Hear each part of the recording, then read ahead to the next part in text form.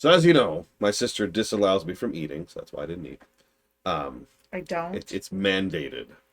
It's you know how I'm everyone frequently the only reason he remembers to eat with any kind of regularity. anybody who remembers my earliest streams will remember my sister periodically, as in semi-regularly, coming up into my room with food And just sitting it and down in just front of setting him. it down on the desk. And occasionally engaging with you all long enough that he will actually start eating. Yep.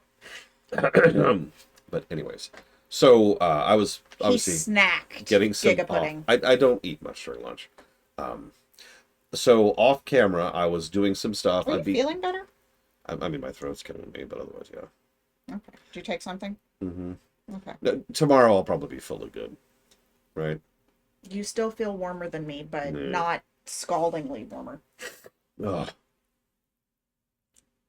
Anyways, so I went ahead. It's fine, guys. It's fine.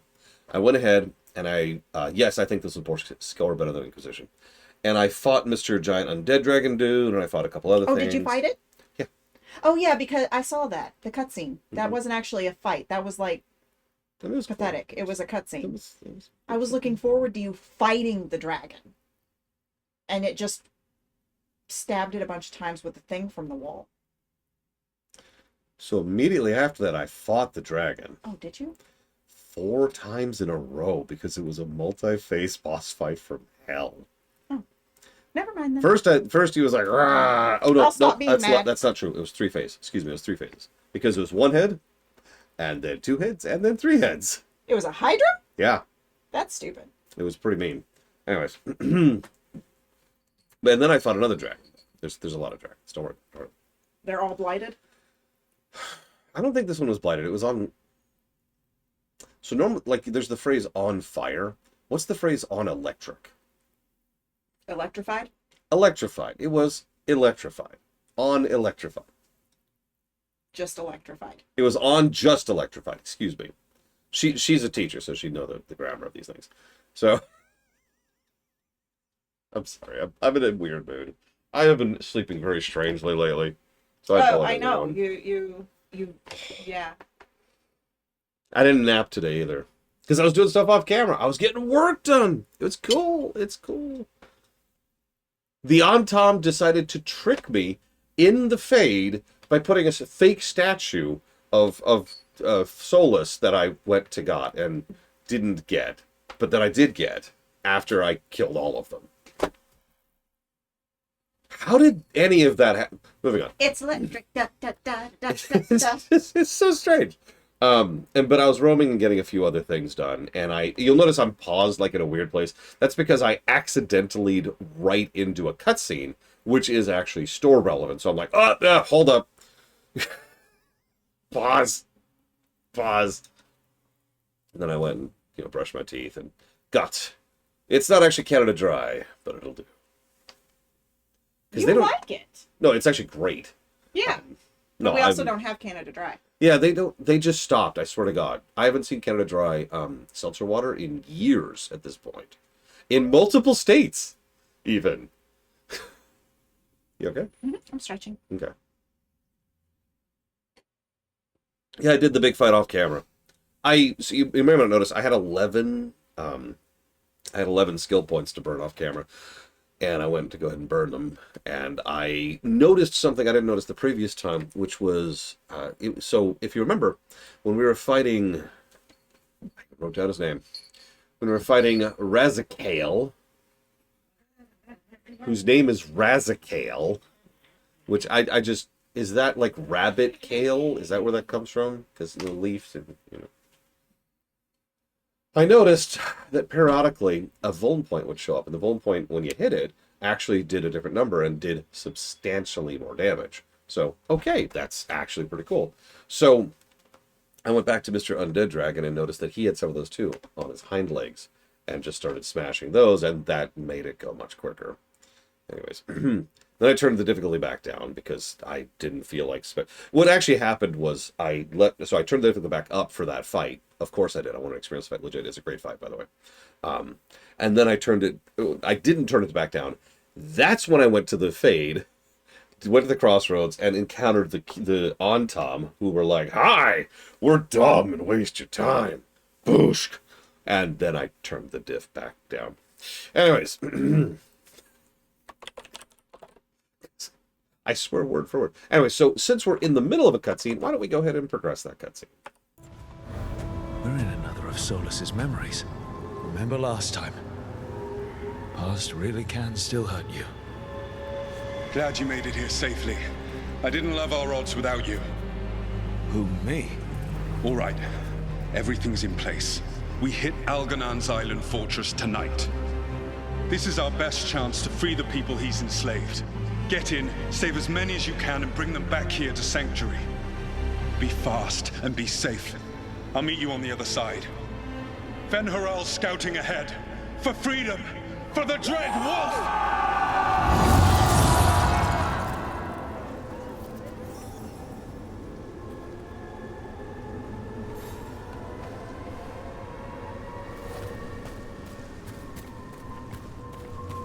So yeah, bets that this is going to go extremely badly.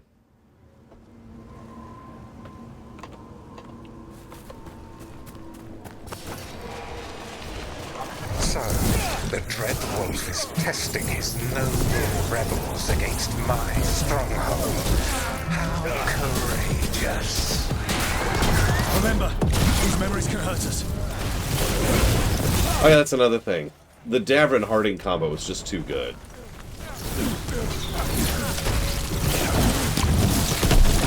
More of Solus's memories. Elganon sent his guards to attack the Dread Wolf's rebels. Like, I'm sure there's other good companion combos, but between these two, like check this out, okay? So these two are stupid. So he's got the taunt, which we already know is extremely useful. But I also have him with in-war victory, which just straight up makes you invincible for a minute. And let me tell you, that is incredibly useful for just no-selling certain boss phases. Then we go scooch over to Harding. She obviously has the super nuke, which is just part of setup for me exploding things. But she also has Adrenaline Rush, which just straight up increases my damage. And I already hit like a truck. And she has a heal. Yeah, Davrin and Harding are just kind of death. But it's worth noting that I don't think they're the only death combo. They just are a death combo that works pretty well for me. Go figure. Your guards!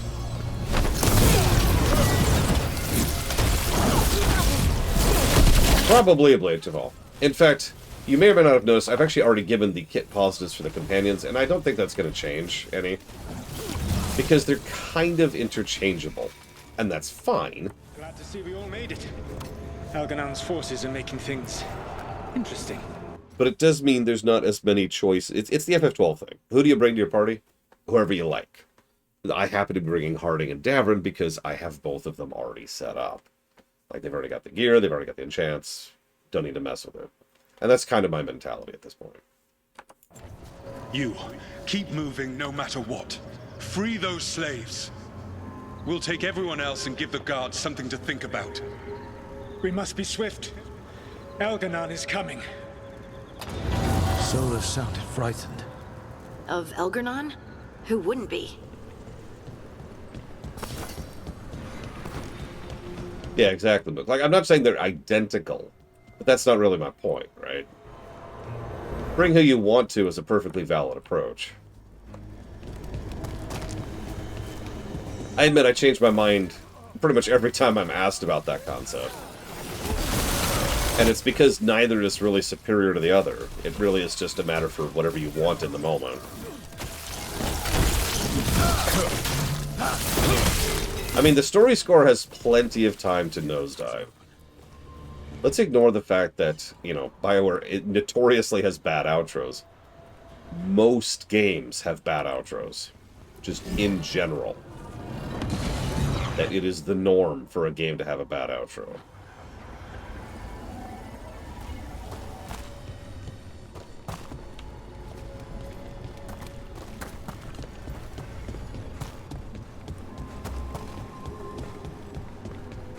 At this point, all bets are off. I have absolutely no, like, speculation or guesswork or anything. I have no idea where this is going. Quickly, get us out of here! Locked tight. No sign of a key. Gotta be a way to open it. There's no way to open it.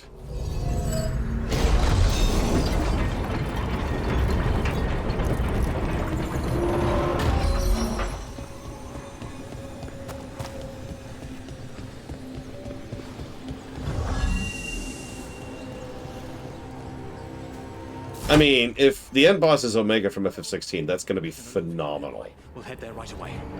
Go! The Dreadwolf must be waiting for you.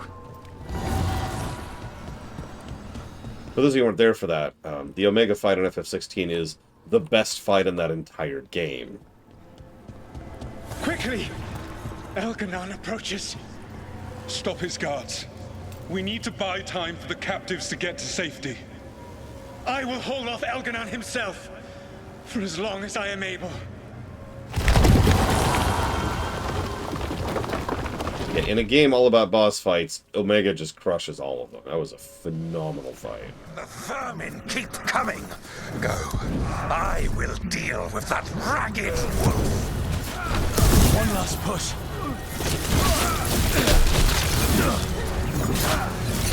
Yeah, Solus' actor actually doing some work. Again.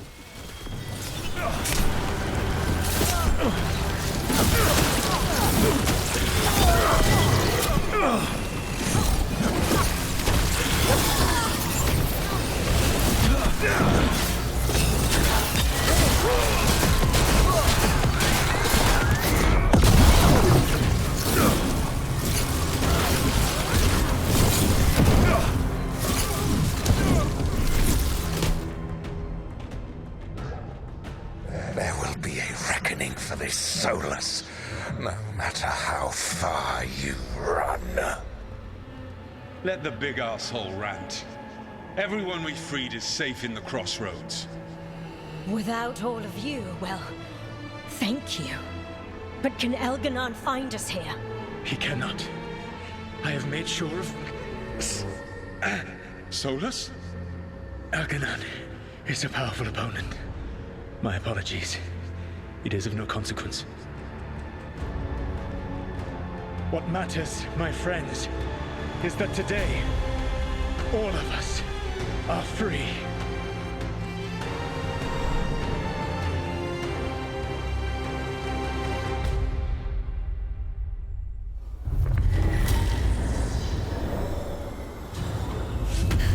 I think that's it. The memory ends here. Huh. Solus actually did some good back in the day, freeing those people. I wish he'd just told us some of this. Now all that's left is this fragment. Come on, let's go.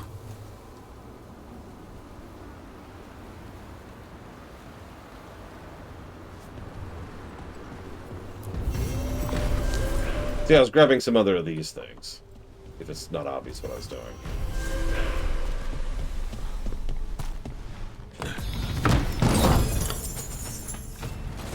You know, Giga, the only way I think you'd like Solus more is if he was secretly a bug person. Hi, Tara.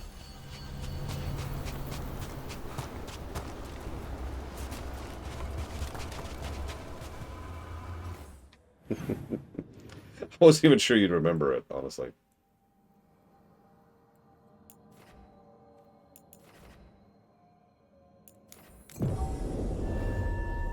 I won't ever forget Vector. He left a hell of a stain on the bottom of my shoe.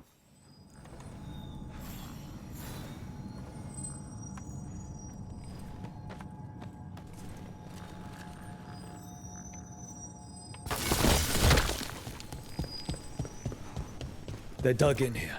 The Venatori must be after something nearby. Let's get it first.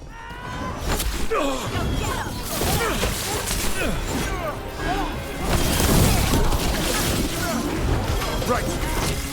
I put him right where you want. I mean, Cassandra's the only one for me in Inquisition. That's an easy choice.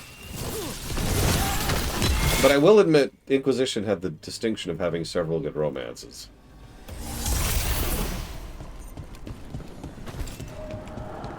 Can't always say that.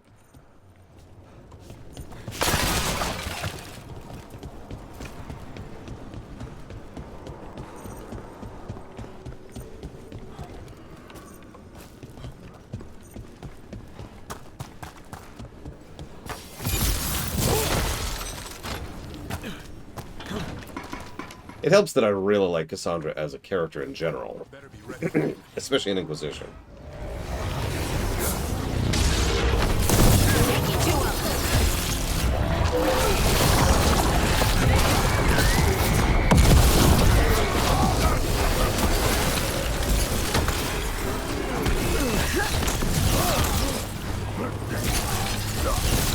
Okay, that's what mods are for, Giga. Someday you'll be able to romance Solas again. Someday.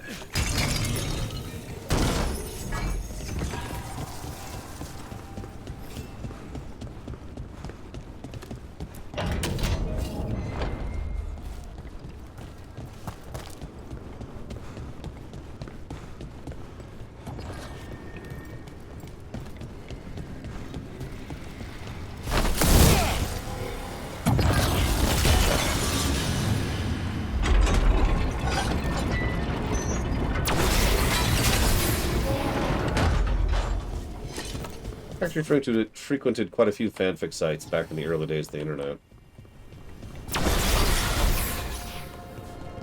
It was a good way to kind of, I don't know, get involved with the community of writers back when that wasn't something I was used to.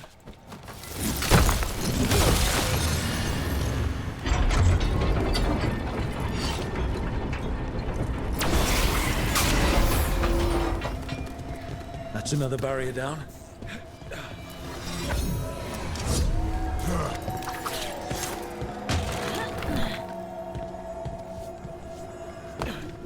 Who knew they would take that Yahoo from Origins and turn him into a real character?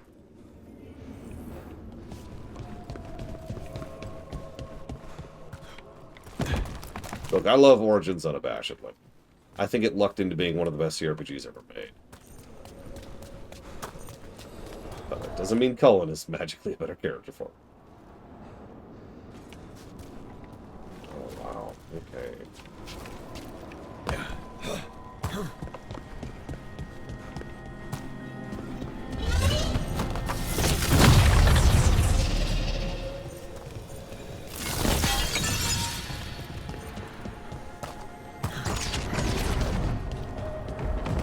If you played a female mage, he was a Templar who actually had a crush on you.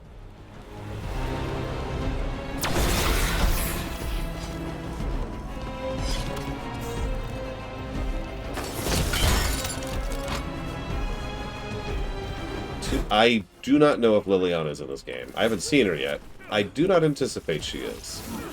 If she is, it'll be in the realm of the cameos like all the others have been.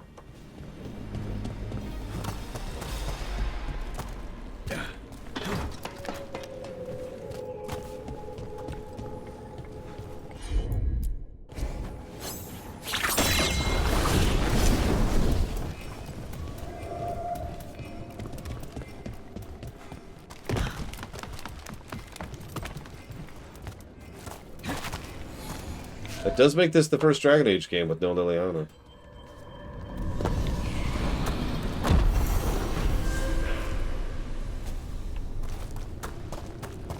Which is kind of weird to think about, actually.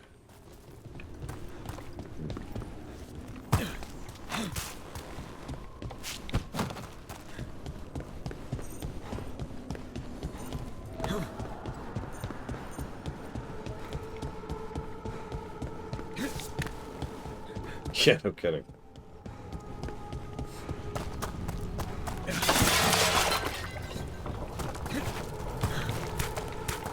I'm glad you're right, chronologically.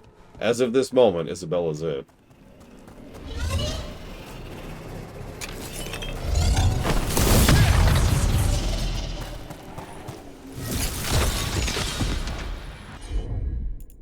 Well, yeah, as I've said 1,000 times, Origins was not intended to be a franchise. So it wasn't built like one. Honestly, I've actually had some thoughts about that. I've decided that I am worthless and stupid. But in addition to that, I've also decided on something I'm pretty sure everyone's going to disagree with me on. So, you know how Warcraft was originally supposed to be a brand name and not, you know, a franchise, a setting? You know how Final Fantasy is a brand name and not a franchise? God dang it. I don't have time for this. You're so far beneath me, I can't even jump down to fight you. Literally, you're so far beneath me.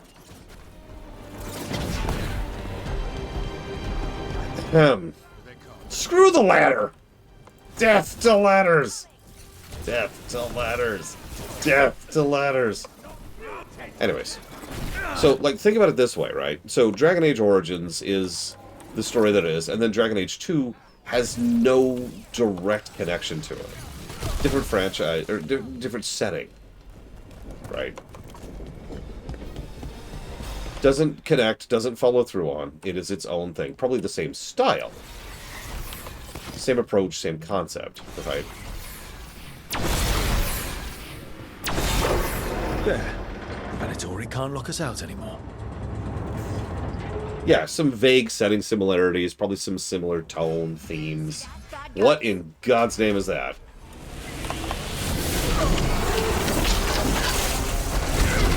Yeah, like Final Fantasy, exactly.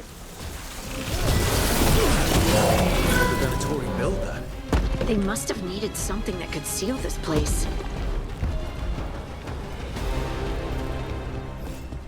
Now, you're probably thinking, why? Well, the answer's simple. So that each Dragon Age game can be fully branching in the same way and approach that Dragon Age Origins was.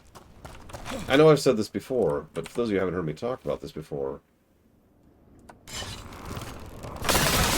Origins is wildly branching. Things can go very differently in Origins, depending on your playthrough, in ways that some people aren't even familiar with, because you have to kind of go out of your way to make things go certain ways in that game, right?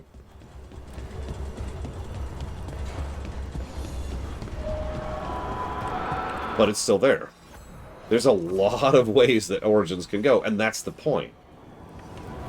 So, maybe make it so that Dragon Age 2 can do that without having to be shackled with the idea of having to follow through on a massive number of choices from Origins. And same thing with Inquisition, and same thing with Veilguard. Don't mistake me, I like a nice contiguous thing as much as anybody, and in fact the idea of a story going across multiple games is fantastic, but over here in Reality Land, I kind of wonder if it would have been better if they just decided to do their own thing each time.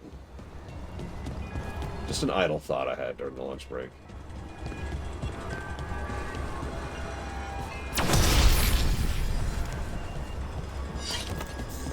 Yeah, no, Origins, just Origins by itself wrote itself into a corner. There's a reason Origins barely matters for 2. Let me walk that sentence back. There's a reason the choices you made in Origins barely matter for 2.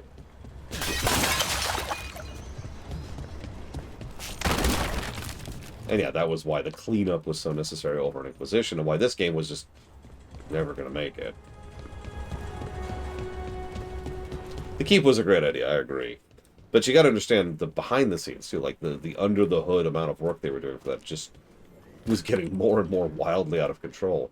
And I know this sounds strange to point out, but we're only 4 games in. 4 games is not a lot. But even by the time we hit Game 3, they had already reached the conclusion that they needed to start trimming the branches, as I've said several times.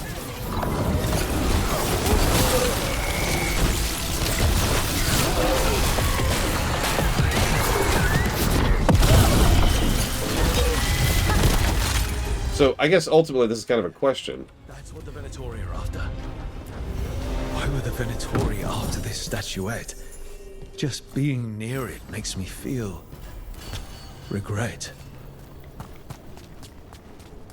So would you rather have what we got, which was a bumbling attempt at following through on itself, sometimes succeeding and sometimes failing, or 4 games of the same style, same theme, same concept, same overall approach, but completely isolated, so that each one of them can have your choices be significant for that game? Thoughts? Just a preference question, obviously. Okay, so let's head back here. That.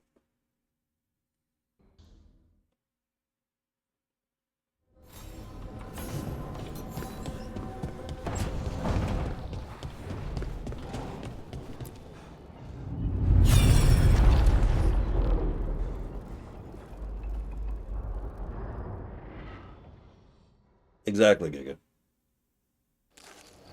I mean, obviously not, Lord Harrowmoth. Certain you would come. You were the one who walked away. I never turn my back when my friend needs me. The Evanurus seek the magic of the Blight. Impossible. The Blight is safely sealed away forever. Oh, I wish I could believe you. I have sensed the breaking of the wards. I will investigate your claims. If they forget the danger of the Blight, I will endeavor to remind them. What if, instead, you left the Evanurus and remained with me? Do you not wish for freedom from this struggle? Be at peace, love. I will stop them. As you must. The Blight is our mistake.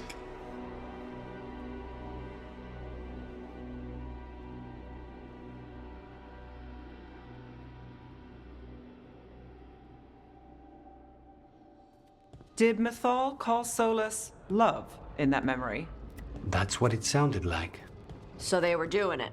The elven gods were free with their emotions. They felt things deeply. The way they expressed things, well, it feels romantic to us, but that wasn't really how it was. Back then, I mean. Nah, they were doing it. As someone who has Solus talking in my dreams, I'm with Bellara.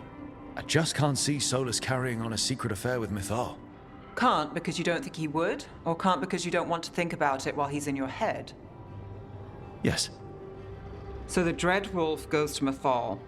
They might be fighting, but they have history.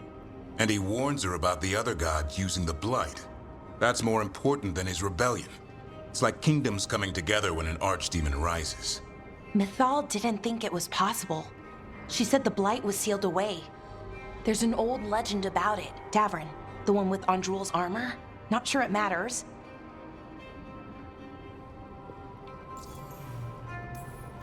We're deep in elven lore already. What's the legend say? Right. Well, Andrul was the goddess of the hunt. She put on armor, magic armor, made us something called the Void, drove her mad. I remember this one. The other gods were afraid Andrul would turn on them. She was doing all kinds of horrible things, causing plagues. It does sound like the Blight. Well, it all ends with Mythal fighting Andrul. After, Mythal turned into a dragon. She what? Why didn't you start with that? Anyway, she took Andrul's armor away, then Andrul's madness left, and peace returned. Intriguing. So it's possible Andrul stumbled onto the magic of the Blight. And when Andrul went mad, Mythal took it from her and locked it away. Until someone started using it again.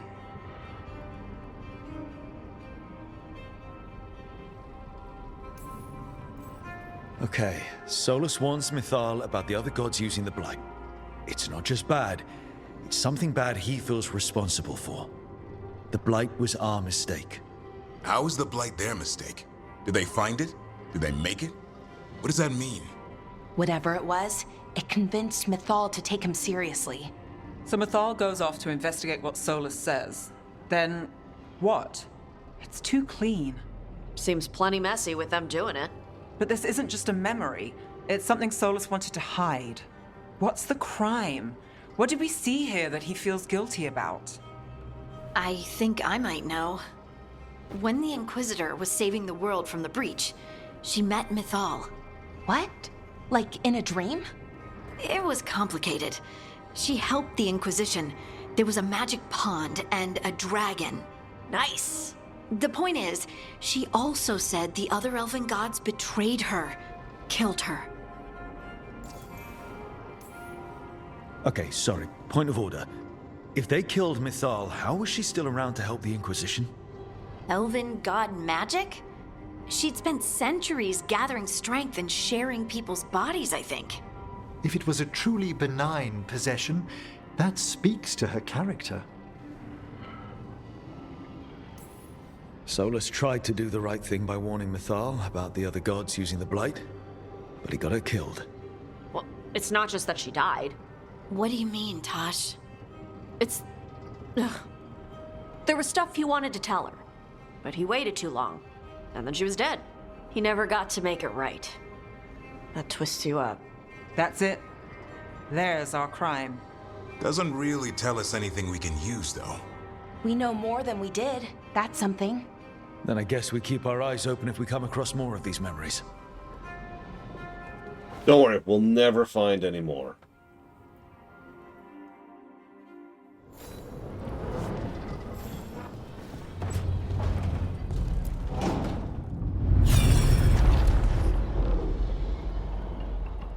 I don't know what order these are supposed to be in, so... You dare to try to cage us, jealous of our growing power! You will pay the final price for this betrayal. We warned you not to use the Blight. For this, and for Mathol, I sentence you to sleep in exile ever after. Your own lives will form the veil that keeps the horror you unleashed at bay.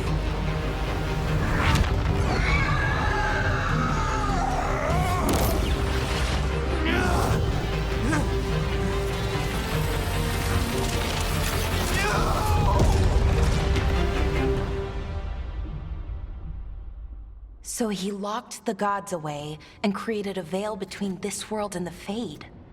I mean, they were terrible, no question. But what he did, it didn't just stop them. It destroyed our culture, our world. It wasn't just to stop them. It was to stop the Blight. We've seen how bad Elganon and Gillenane are. Imagine all 7 corrupted gods running wild. So he created the Veil just to keep the elven gods locked in their prison?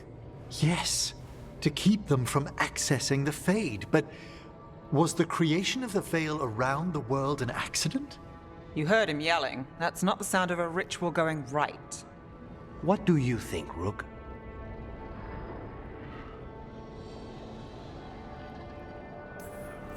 Honestly, I'm a little relieved. I've been feeling out of my depth trying to stop ancient gods, but Solus was flailing just as much as we are. I had another question, and I'm sorry, maybe this doesn't matter, but Solus trapped the blighted gods in an ancient elven building, right? That's what it looks like. Maybe a palace? Fancier than what I've seen in Arlethan, at least. And then, the Magisters were lured into the Fade. They broke in... Why do they keep doing this diagonal shot with her? Turned the Golden City... Oh, she's leaning. I'm an idiot. Right, and the Black City hangs in the Fade, a little reminder of their mistakes. What's wrong, Lace? It's just... The Chant of Light says that the Maker built for them the Golden City, the center of all creation. But if the Golden City was an ancient elven palace, then the Maker didn't build it. The elves did. The Chant of Light is Andraste's visions from the Maker, but it sounds like it's... wrong. You're asking if we just disproved the entire Andrastian faith. Did we? I believe in the Maker. So yeah, we've speculated about the Black City many times.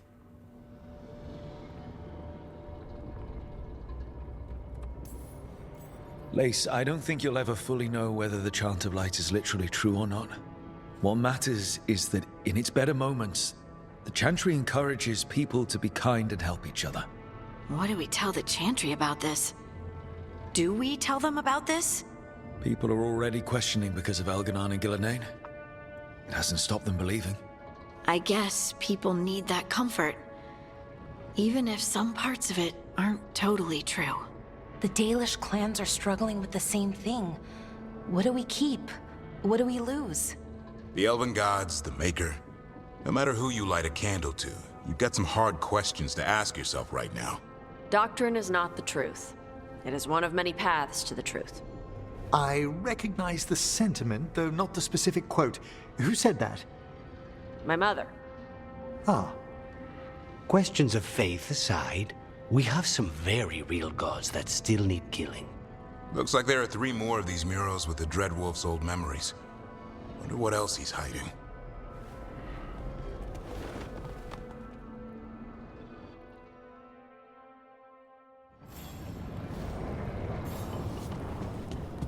We'll never find out.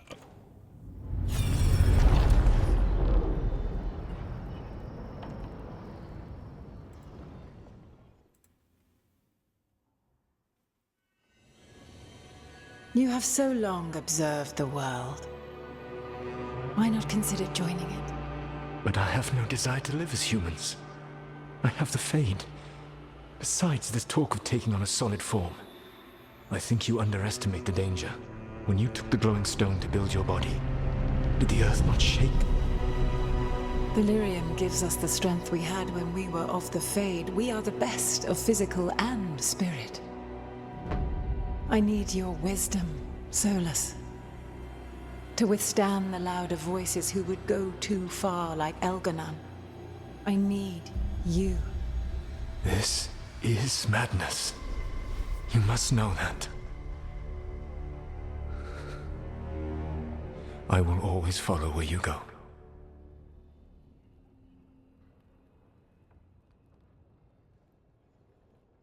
What? This is astounding. The ancient elves were spirits who voluntarily manifested a physical form. I'd rather go back to talking about the Blight. Hey, Lucanus. Could Spite turn into an elf? No. Sorry, but... what?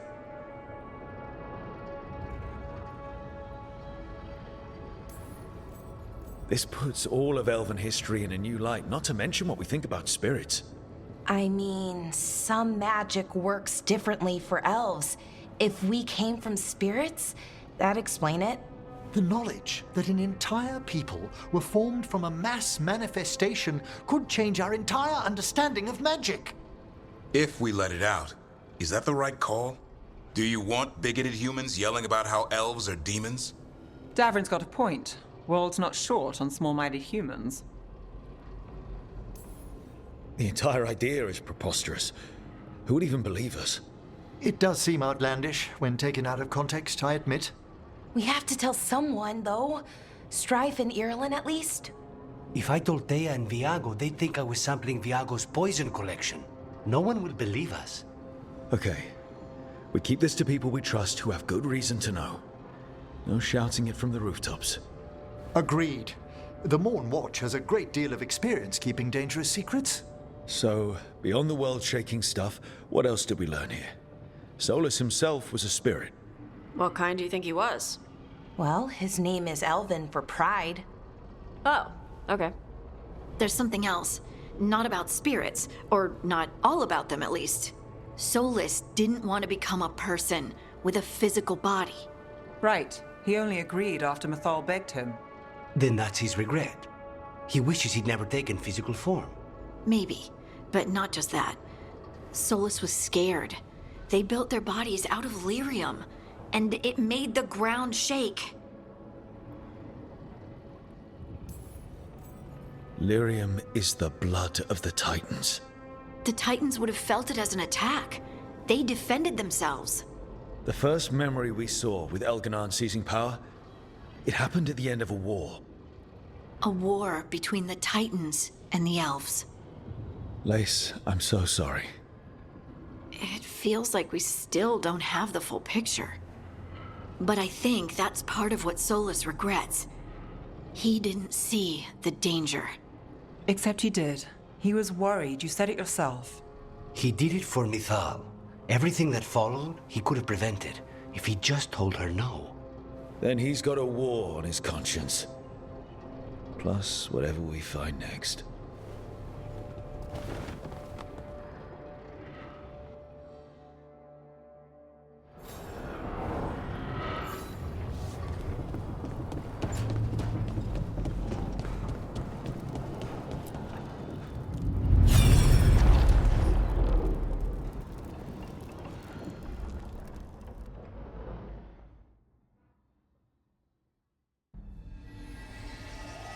Have you created what we need? With this, the proper ritual will sunder every Titan from its spirit. But you must know those severed dreams will certainly be driven mad. A disembodied blight of pain and anger. It is awful what we're doing. And the only way to end this war.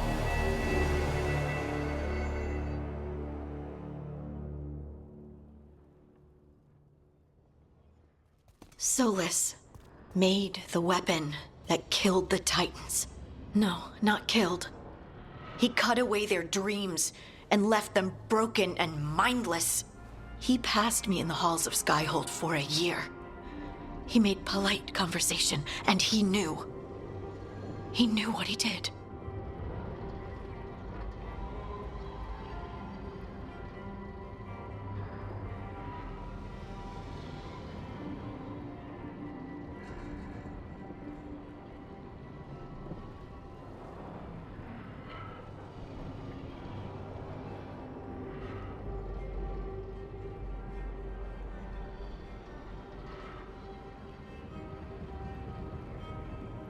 No, I'm literally speechless.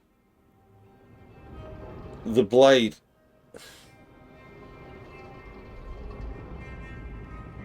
The Titans were made tranquil, and the Blight is their dreams made manifest.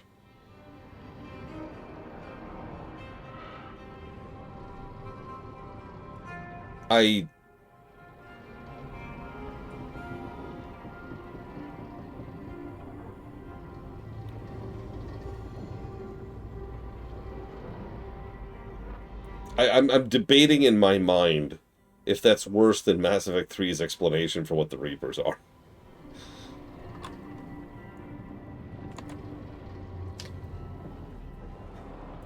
I was trying to find the quote while they were talking there.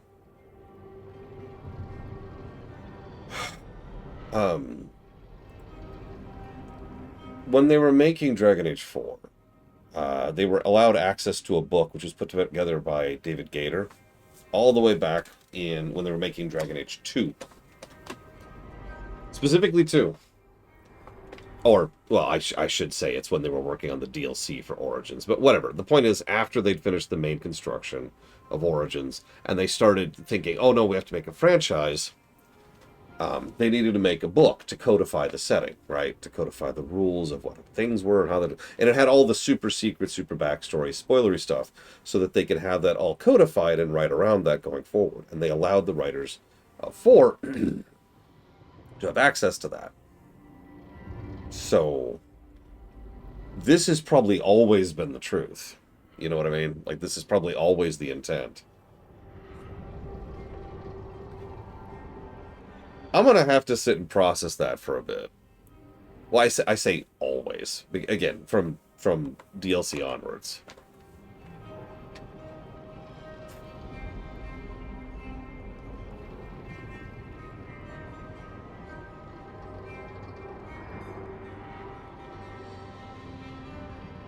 It's just...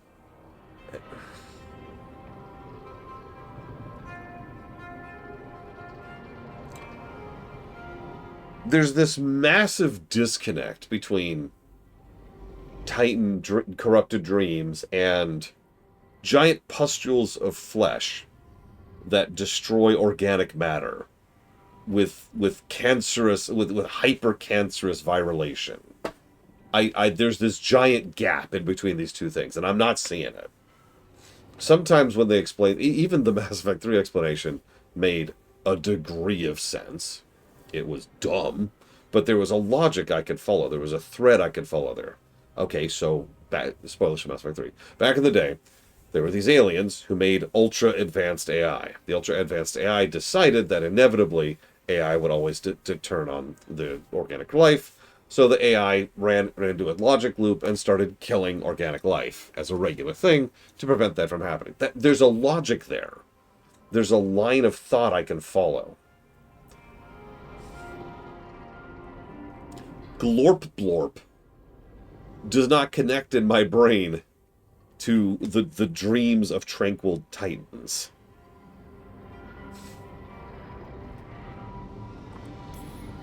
No mystery why he wants to forget this.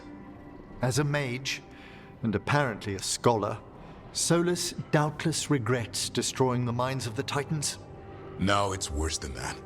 That isn't what Solus regrets. Those severed dreams will be driven mad, a disembodied blight of pain and anger. Mierda. You can't. That's not possible. When a warden hears the calling, it's like a song in their mind. Sound familiar to you, Lace?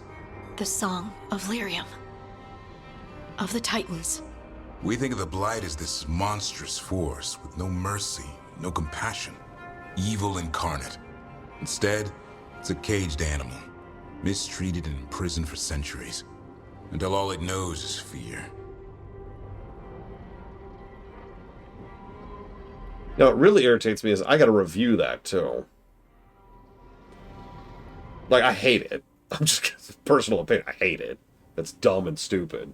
But, like, I'm gonna have to figure out how to review that. What does this mean for Darkspawn? Should we be trying to help them? I don't believe so. If the Blight is a corrupted dream, Darkspawn may be mindless manifestations of its anger. Right. They're not people. We're never going to get through to them. The Titans are a problem for later. We have Elgernon and Gillanane to deal with now. And then I want Solus to look me in the eye and answer for what he did. Each of these memories has been a deeper regret, and almost all of them involve Mythal. Only one mural left to uncover by my count. If we find it, we'll see what's worse than this.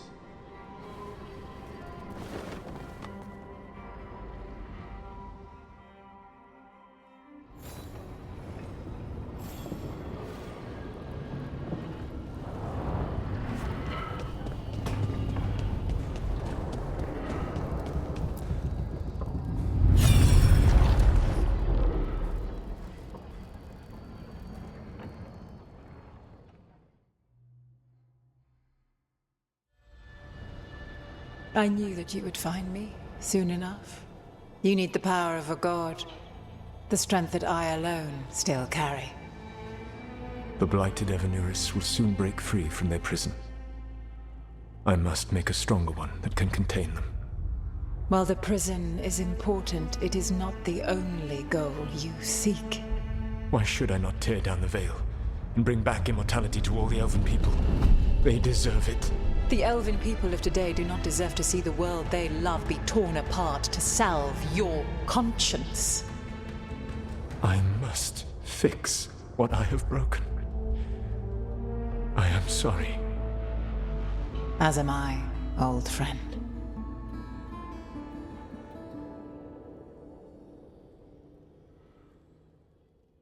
I'd have been working on Prodigy at the time. Killed Mythal? After all that? Is this another memory from a different time? No. He wore that same outfit in the Inquisition. We knew Solus woke up in this world without most of his power. Now we know how he got it back. By killing the only other god around and stealing her power. All that epic magic and godly power. In the end, it comes down to love and murder. Same as always. All these memories are about Solus being sad that he was right and nobody else could see it. He was right about how becoming elves would lead to war with the Titans, but Mythal wouldn't listen. He was right that using the dagger on the Titans was evil, but Mythal wouldn't listen. He was so proud when he imprisoned the other gods. Finally, he got to prove that he was right. They were wrong. Then he wakes up in our time and finds out he was wrong. The elves have nothing. The Blight's a constant threat.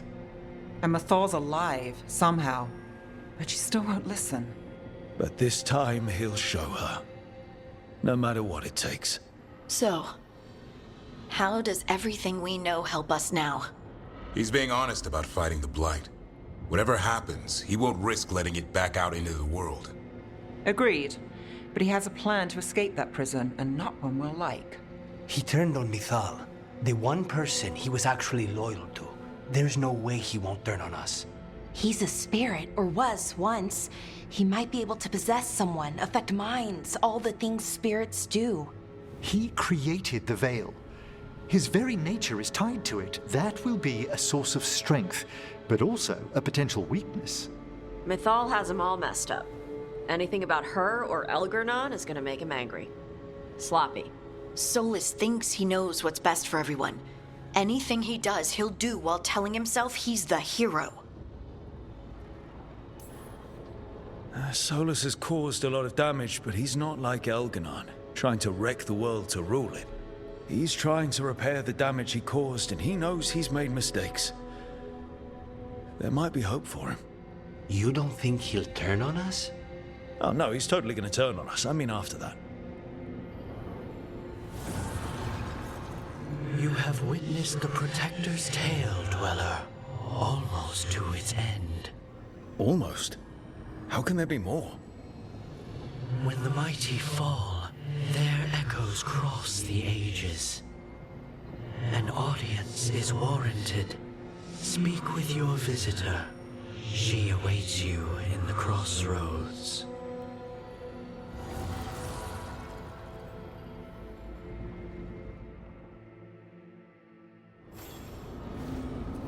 Okay, sure. So I guess we know what the Black City is now.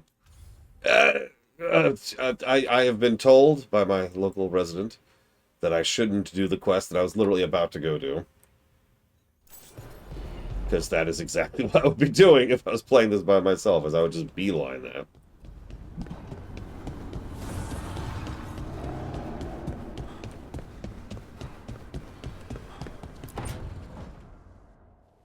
Oh, hi, Rook. Can I ask you a question? Actually, never mind. Don't worry about it. Okay, you're several lines ahead of me here.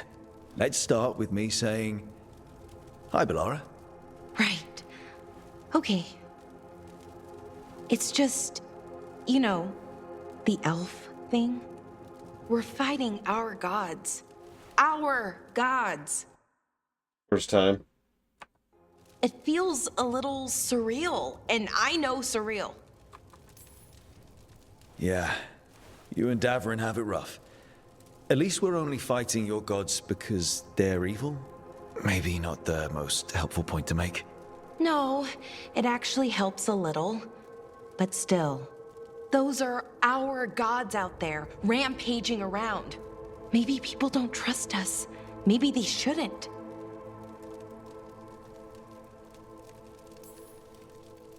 It isn't your fault your gods woke up and decided to destroy the world.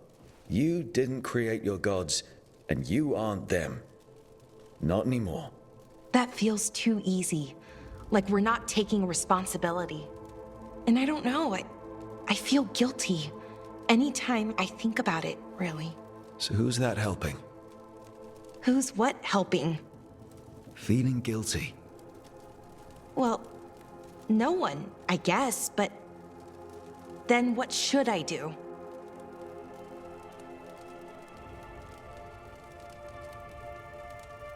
That's what I thought. It'd be easy to pretend that stories about the benevolent elven gods were true, but we know they weren't. So what do I do? To make up for them, I mean. Be honest. About who you were, but also about who you are now. The past doesn't define you. Is it that easy, though? Just being honest? Honesty's hard work, but it's the right kind of work. It's important work. Right. I get it. It's hard. All of it's hard. But I feel better. A little bit, anyways. Thanks for talking to me and listening to me. I'm no bard, but I can talk. Glad it helped. Well, you're good at it. See you later, Rook.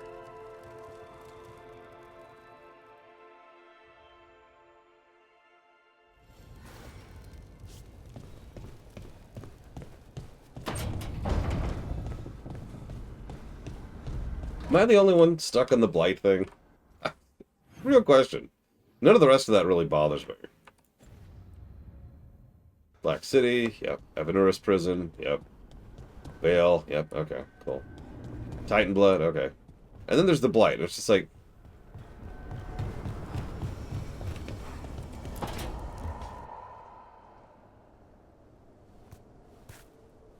Hey, Harding? Oh, Rook, hi. Is there something you need?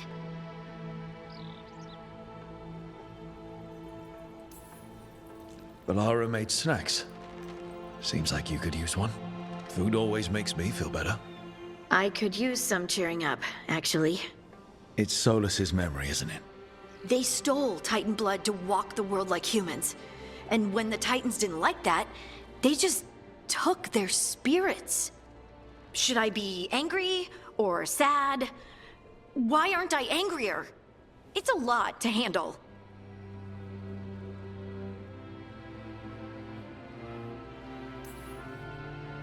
There's really no right way to feel. You've been through a lot. You're right. Maybe I just need time. And a snack. It's strange. I don't hate Solus for this, even though a part of me thinks I should. I don't even want revenge. We have to stop him. Too much is at stake. We all know that. The Inquisitor, you. I know it's not about the past. It's about the future. But I just want to talk. As equals. I wonder if he's even capable. Solus was always distant. Guess it's hard to react when a magic rock's talking at you. Anyway, thanks for checking on me. I'll be all right. I know.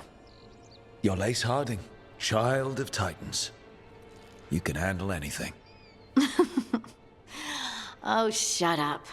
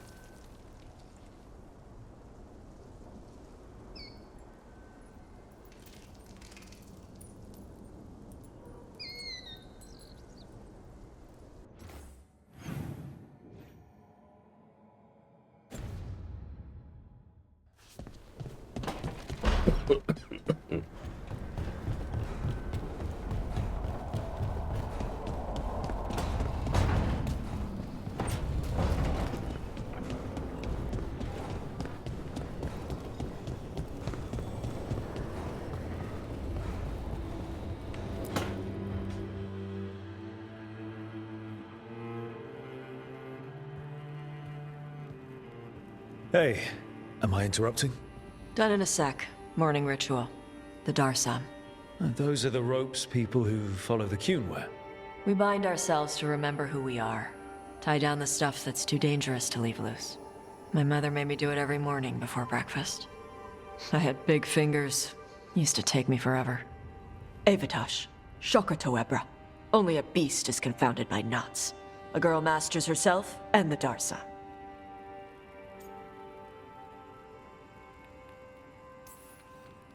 Looks like you got them under control eventually.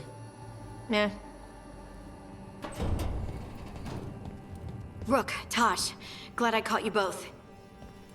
The Grey Wardens found a cave that one of the Blighted Dragons uses as its lair. Where? In the Hussberg wetlands. There's no sign of the dragon itself, though. I should check it out. We need to know how different the Blighted Dragons really are. They might turn into something like Gillenane's Archdemon did. If there's a clue, I have to be ready.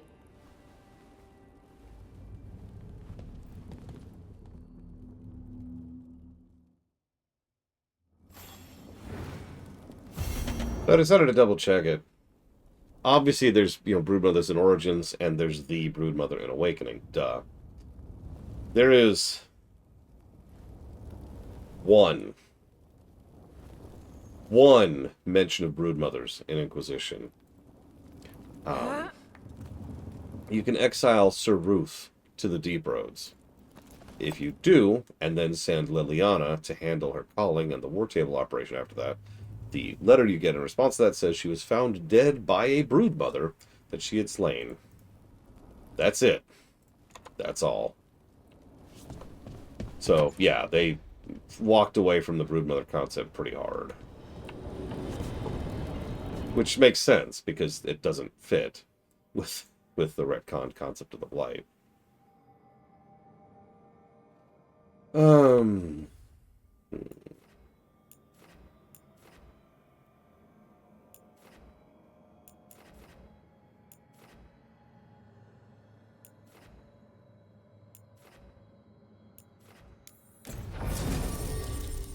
What are broodmothers? Gross.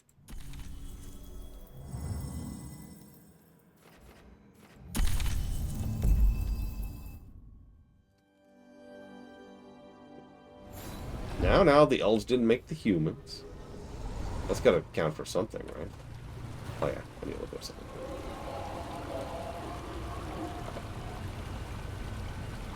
I mean, it's not the first time a setting has just kind of quietly retconned something out of existence.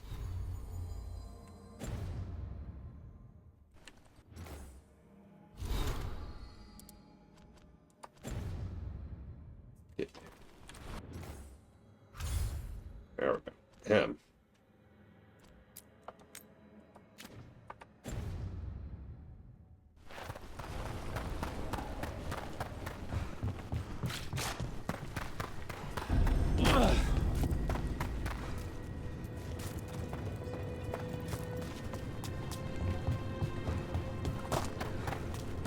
I think I can say definitively that nobody actually liked the concept of the broodmothers, though. Like, anybody who actually likes the broodmothers must be some kind of insane, megalomaniacal madman.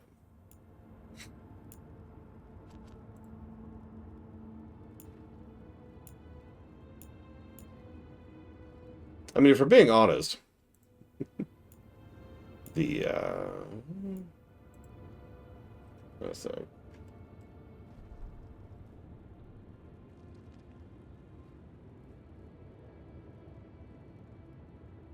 There we go. Escalate, that's what I'm looking for.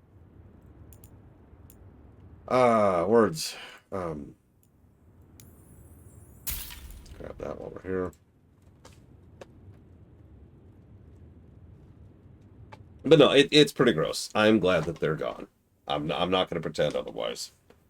They're very gross. And they're... that particular blend of edgy gross that always just kind of rubs me the wrong way. Because edgy gross is almost always just someone trying to be edgy, right? It's just because they were going for that particular vibe and style and tone, and so they're just like, something horrifically violating and horrific and oh. And then yeah, exactly, it's trying to be dark and as messed up as possible, and that's the goal. And that kind of stuff I just tend to brush off. I've seen that a lot in a bunch of settings, and what usually happens is the people outgrow that as they become better writers over time and start to develop. Because that's usually the purview of college range or high school range writing. Hey, punch an on Tom for me. Okay. Hey, Tash. Punch! Oh, sorry.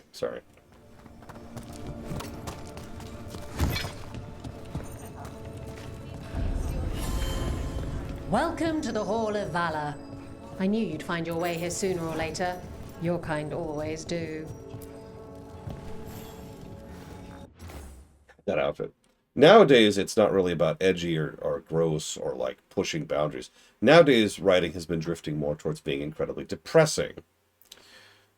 Again, by the way, you can actually follow these trends if you pay attention to fiction in general. There's some trends of tone across fiction. And try to be shocked, they tend to follow real life. I know, that's just a shocking development there. Sorry. It's just getting way too hot in here, so I had to close the vent. So yeah, some of you probably remember everyone remembers the edge of the 90s, but actually it's a little more complex than that. We also had the big booming fiction, which led into the 70s and 80s. And then we had the reaction to that, which was the edgy attitude of the late 80s and early 90s. That led into the hyper edge, as we had to escalate the edge from the previous edge. So that, went forwards. And that led to a lot of stuff like the broodmothery stuff. And then there was a bit of a reaction to that, which led to like a little bit more positive stuff. And then nowadays, like I said, we're going down into a big old slump of horrifically depressing stuff. Again. And I say again because all of these repeat, right? Like if you were to like map out each of the general tones of fiction. It's like, okay, so here's the 1400s. And it's also different based on region, too. I obviously have followed a lot of Japanese fiction in my life because, duh. And Japanese fiction has had some interesting paths going through it, especially even if you just look from end of World War II to now, right? A huge amount of the fiction crafted across that period is a direct reaction to everything that happened to them, culturally speaking. And there's a reason why big, gigantic, death, doom, destructo balls of destruction are a regular feature in a lot of their fiction. And I'm not just talking like anime, I mean just in general. Movies, films, games, whatever. They also tend to have a really big fixation on the big, overly militarized organizations being fairly evil, which makes a lot of sense. And they tend to have this really big emphasis on how much money can change things and make things optimistic and great until it turns everything corrupt and horrible, and you get it. Looking to fight? Yes. Get going! Don't keep your fans waiting. Is she just getting younger? The Hall of Valor is pleased to welcome legendary spirit of determination, Spite! And his spirit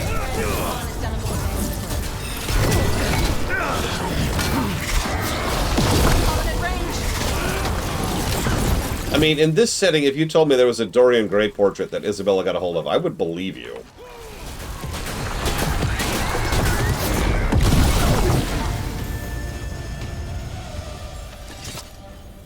Ten matches? Oh my god.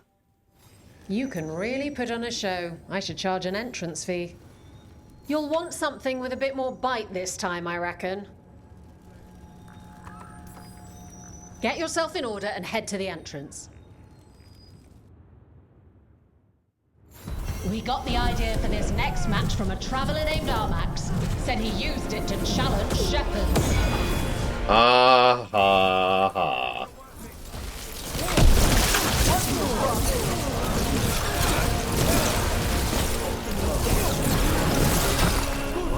I had a quack.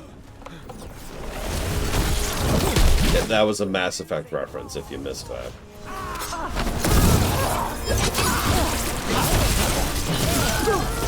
Yeah, I think I'm going to leave it on easy so we can just kind of churn through this. Look at that. Barely a scratch. Ready for something really spicy? I've got what you need. Get yourself in order and head to the entrance. All right. Who's ready for some action? I know I am.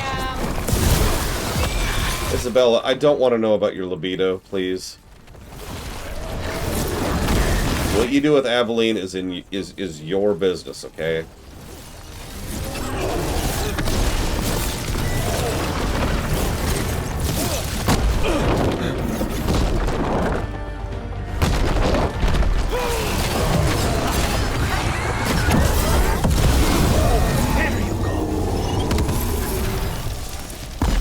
They're down. Spectacular! We felt the blood spray from where... I line them up and you keep knocking them down, but I still have some tricks.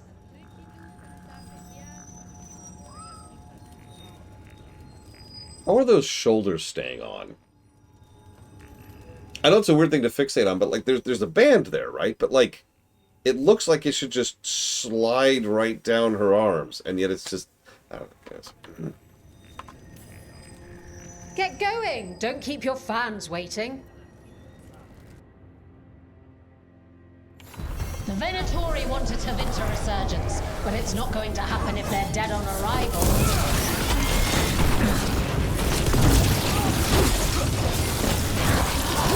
I like the idea that she's just standing there flexing constantly to keep her shoulder pads on.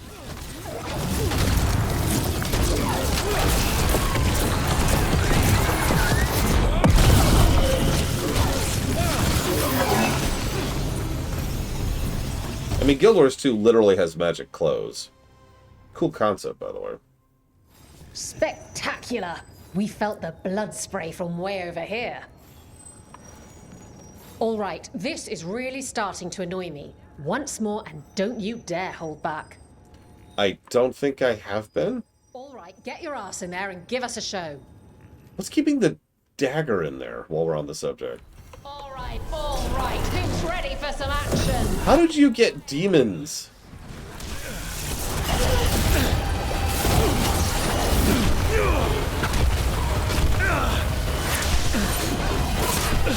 Oh my god, stop stun-logging me, Jesus! Okay, fine.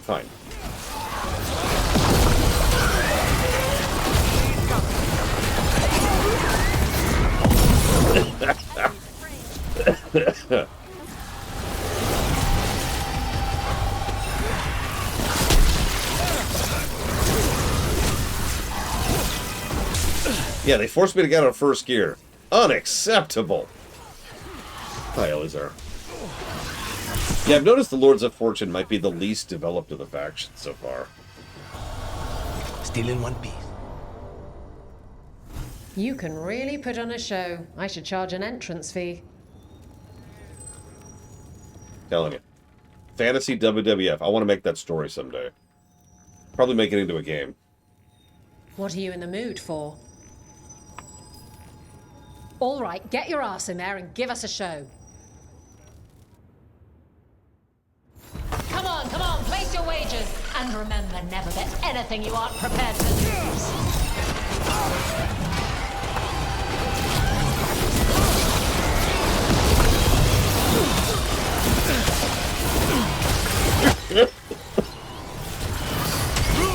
Nice work!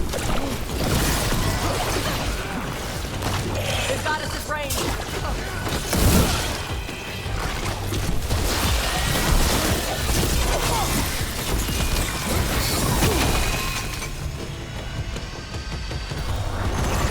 Now let's... Look at that. Barely a scratch. Yeah, no, this is probably the PvP faction. Absolutely. Oh, I can't wait to see what you... I mean, they've even got an arena and rewards for doing the arena. Come on. Get yourself in order and head to the entrance. Nice, Braven. What'd you end up picking up? I don't think I got anything last year. Hang on to your hats. We've got some new challenges for you today.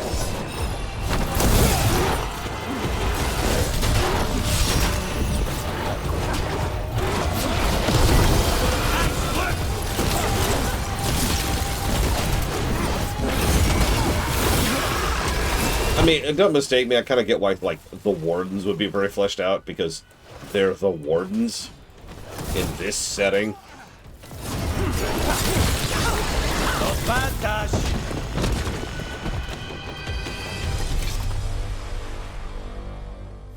And I'm out another 20 gold. Maker, I should stop betting against you. Why are you betting against me? Also, isn't 20 gold a joke now? All right, get your ass in there and give us a show.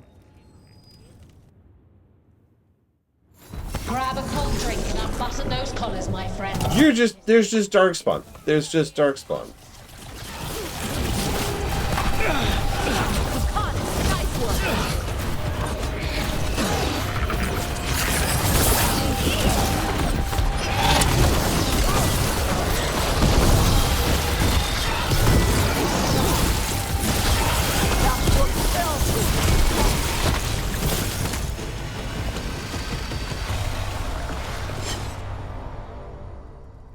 You can really put on a show. I should charge an entrance fee.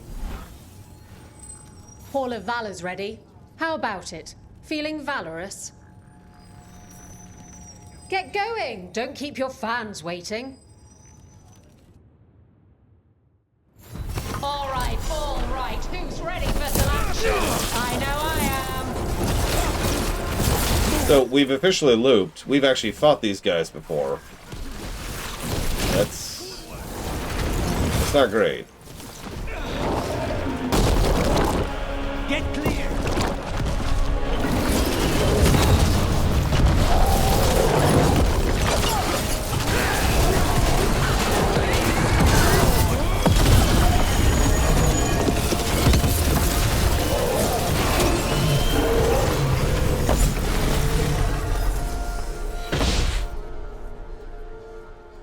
Spectacular! We felt the blood spray from where... What are you in the mood for?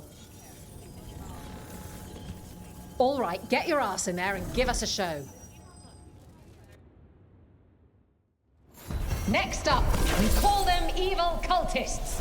They call themselves the Venatori, but that fancy name doesn't cover up the stink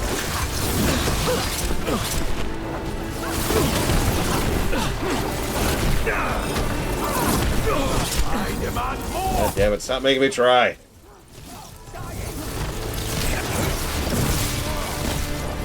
We need to close it! Victor, never do! Good one, Tash.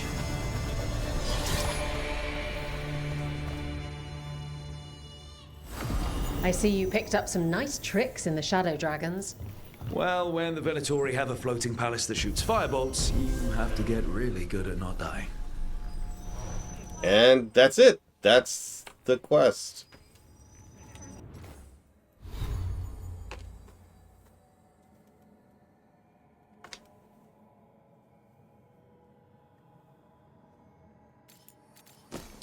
Anyways. Was that it? Yeah. Increased takedown damage, increased stagger, gain a random advantage on takedown. Nice.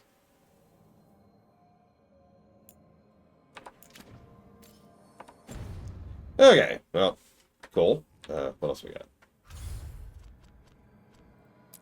You know, Emmeric's quest, Harding's quest, Tash's quest, Tash's other quest. Thing I can't do yet, thing I shouldn't do yet. It does say level 40. And something I can't do yet. Okay, so...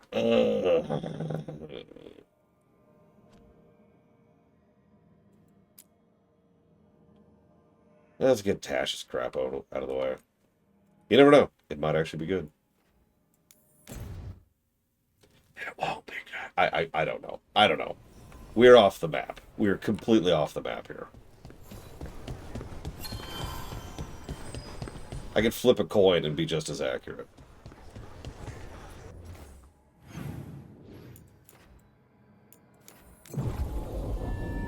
You know what? Will Tash's companion quest be good? Okay, that was strange. There we go.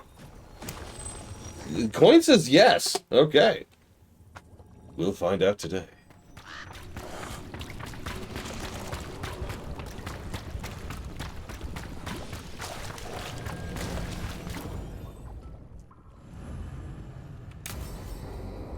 See you around, little moss. Have a good one.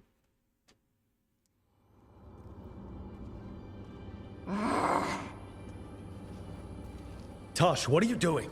She's not in her lair. I was ready. I could have fought her. Tosh! Doesn't matter. I can still look for clues.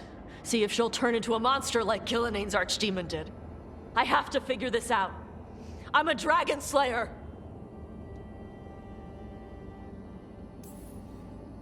You are. But you don't have to do this alone.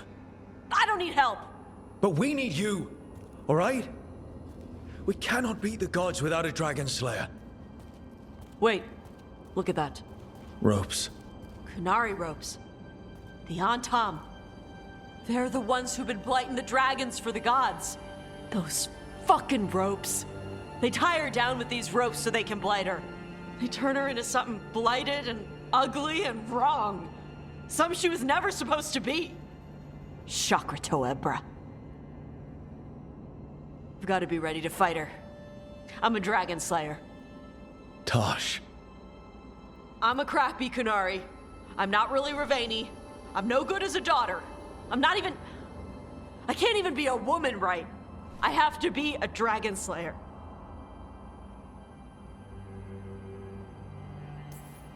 You're a good dragon slayer, Tosh.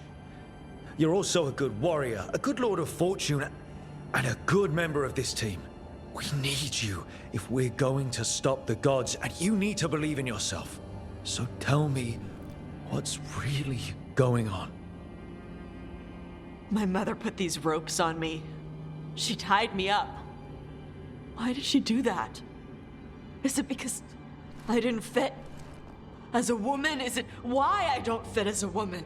Tosh, The Shadow Dragons say there are people who use they instead of he or she. They're not men or women. And I like how it feels when I imagine myself that way. But...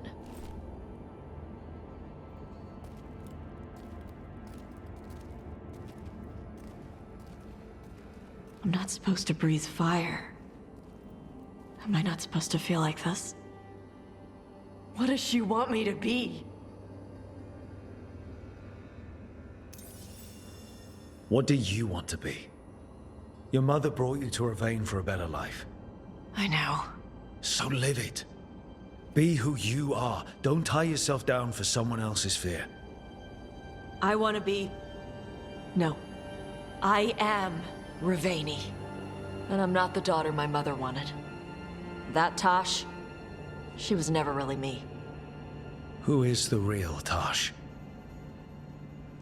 She is... They are... not a woman. Or a man. The Shadow Dragons had some fancy terms, but using they and knowing that, it feels... good. Sounds like a good start. Thanks. Come on, let's get out of here. Sounds good. We gotta go kill Giga really quick.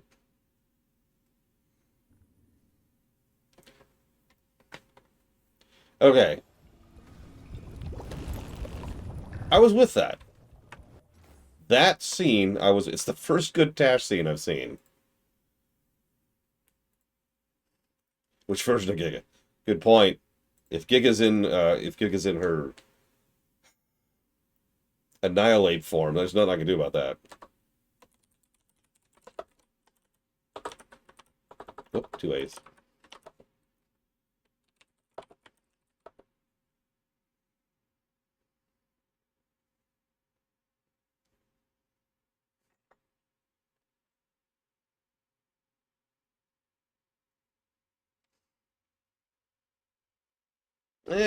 No. The intro scene with Tash and Nev had one good line, but the scene was bad. That was just a good scene, top to bottom.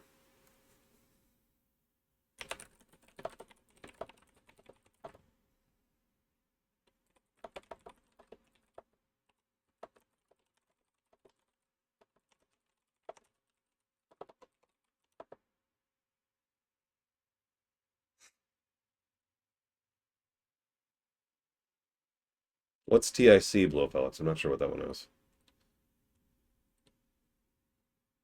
That would be really funny consciously. Although, we've already got Solus, but...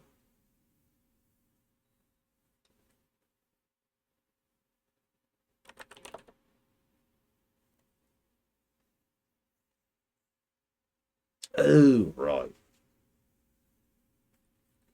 The one I haven't even touched yet.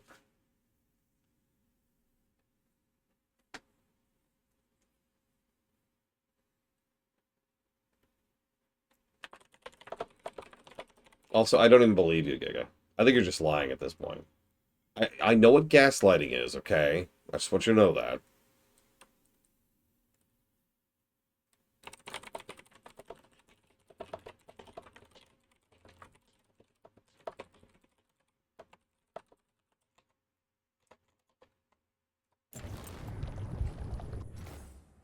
Okay, well, in that case,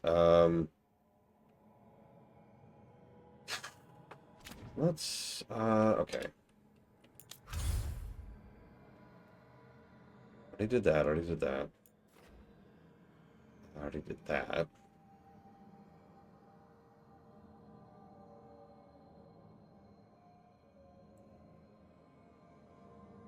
Damn, Wolf. Let's go ahead and do this one.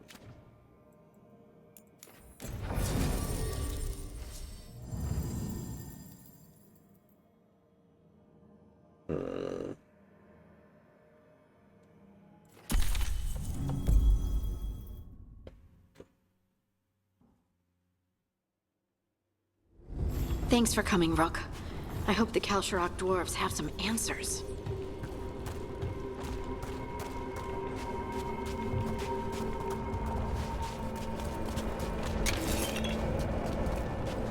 Hey, King Venomoy.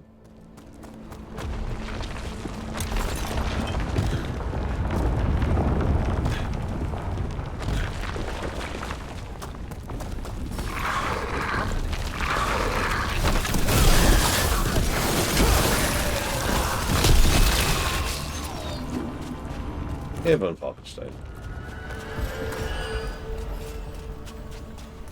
I will never stop stabbing you, Giga, I swear. I'm supposed to meet someone named Veilguard? He told me to come here. He seemed nice in his message. So what do you think happened? I'm ready. I'm ready. God damn. Okay, now I gotta kill Blade Jabal too. With my hair. Whap, whap, whap. So you don't actually know who or what this Veilguard is? A new friend, I hope. Hopefully we won't have to fight those giant golems. Trouble over there. That had to hurt. Yep, that's all dwarfs do on the deep roads is die.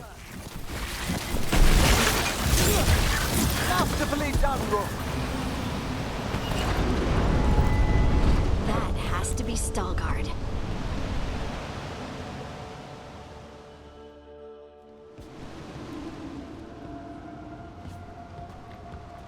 Veilguard? Yes. Awkward silence. Lace Harding, of the Inquisition. Wait, how do you know about... And this is the one they call Rook? Emmerich, the Mortalitasi Fleshcrafter. Imprecise, but it does have a ring to it. So you've heard of us? You have brought a strange assortment to our gates, Lace Harding. Thanks for meeting with us. I really hope you can help Harding. You are gracious in your address. It is not necessary. Tell me what you wish. I'm looking for someone touched by the Ancients. Does that mean anything to you? Yes, she has been waiting for you. Follow, and keep your weapons ready.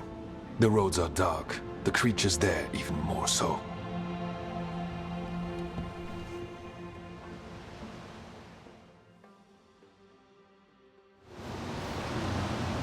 I was going to say, you know what that sounds like to me? Baldur's Gate 3. In response to Giga. For those of you not aware, there are... there's a queue. There's literally a queue of events at the camp whenever you do a long rest at your camp. The thing is, that queue just sits there. Events just sit in the queue. So you sleep, and then you go do other stuff, then you sleep, and it just kind of works its way through the queue. However, some of those events can be erased by future events. For example, it is possible to get to the point where you see you trigger quest 4, but you're still technically on quest 2 in terms of like cutscenes or events, and it can lead to a situation relatively easily where you run into quest 4, get it in the queue, and quest 2 leaves the queue. Right now, I obviously had several issues with that when I was playing through. But in future playthroughs, remember, I've played Baldur's Gate 3 twice since then. We ran into the exact same issues, even with all the patches and everything. It's just, the solution is to go take a full night's rest, and then take a full night's rest again, and then take a full night's rest again, because sometimes you just have to work your way through the queue.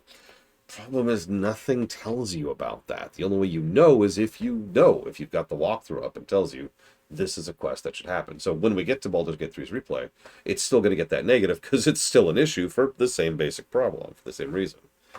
Hi, Evo. I'm glad you like my incredibly... I wish it wasn't... Anyways, it wouldn't surprise me if something similar is happening here. Because the reason that happens is it's easier to code it that way than to chain them together, right? Some games, I feel like Dragon Age Origins did this, but I can't say definitively, so don't quote me on this. Some games will do the thing where if you've got the queue, it'll just go through the queue in order.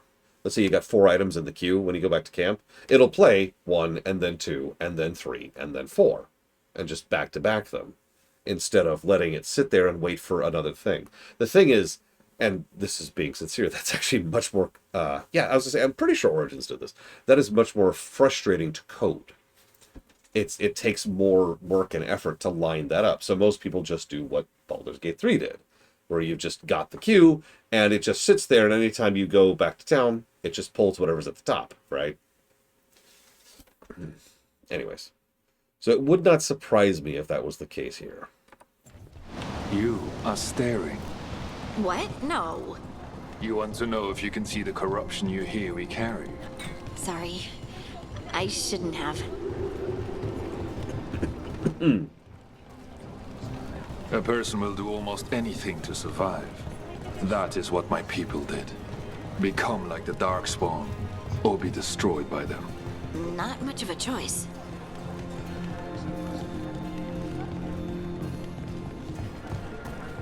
Yeah, KOTOR 2 did do that, you're right. You get back to the ship, and then cutscene, and then as soon as you leave it, cutscene. Like the Darkspawn. Kal Sharok was abandoned to its fate many generations ago, when the Darkspawn first came. We lost many, some to the corruption, some by their own hand, and some found another way. Atuva Galta Satot. The stone is colder than death, as they say.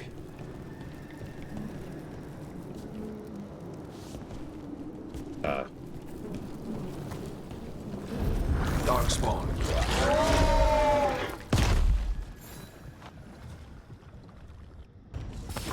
We're not alone. Oh my god, it's the cut off dreams of Titans. I'm sorry. I'm still I can't even. I'm sorry. I'll have to get to the point where I don't think it's just completely nonsense before I can actually give a real opinion on that. I may never reach that point. I may never know true love ever again. Yet one day I'll process the fact that the cut-off dreams of Titans... I can't even say it. Well done. Oh.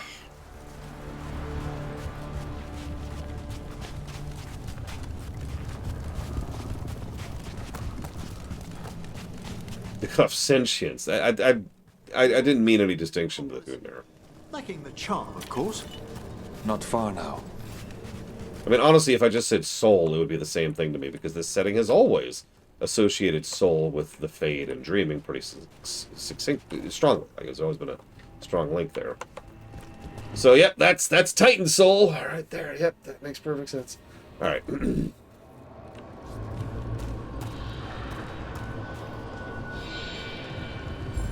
Oh, God, they have a new burger? It grows too quickly these days, and it feels different. You can feel the blight? Many from Kal Sharok can, somewhat. Long story.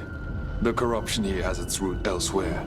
Destroy it, and this growth will be Blight burger. Hell, destroy the source of the blight growths? We can do that.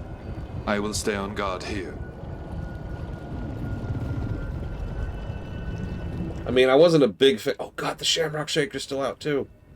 I've got to do that like tomorrow. The Big Arch. Here we go. What the hell is this nonsense? I mean, I've been hearing that rumor for some time on Falkenstein, and that's my simple and easy answer to that. Even if it's real, I don't know. Square has been kind of like Blue Felix was just talking about. I don't know if he's here anymore. Square has been kind of knocking it out of the park with their remasters and remakes lately.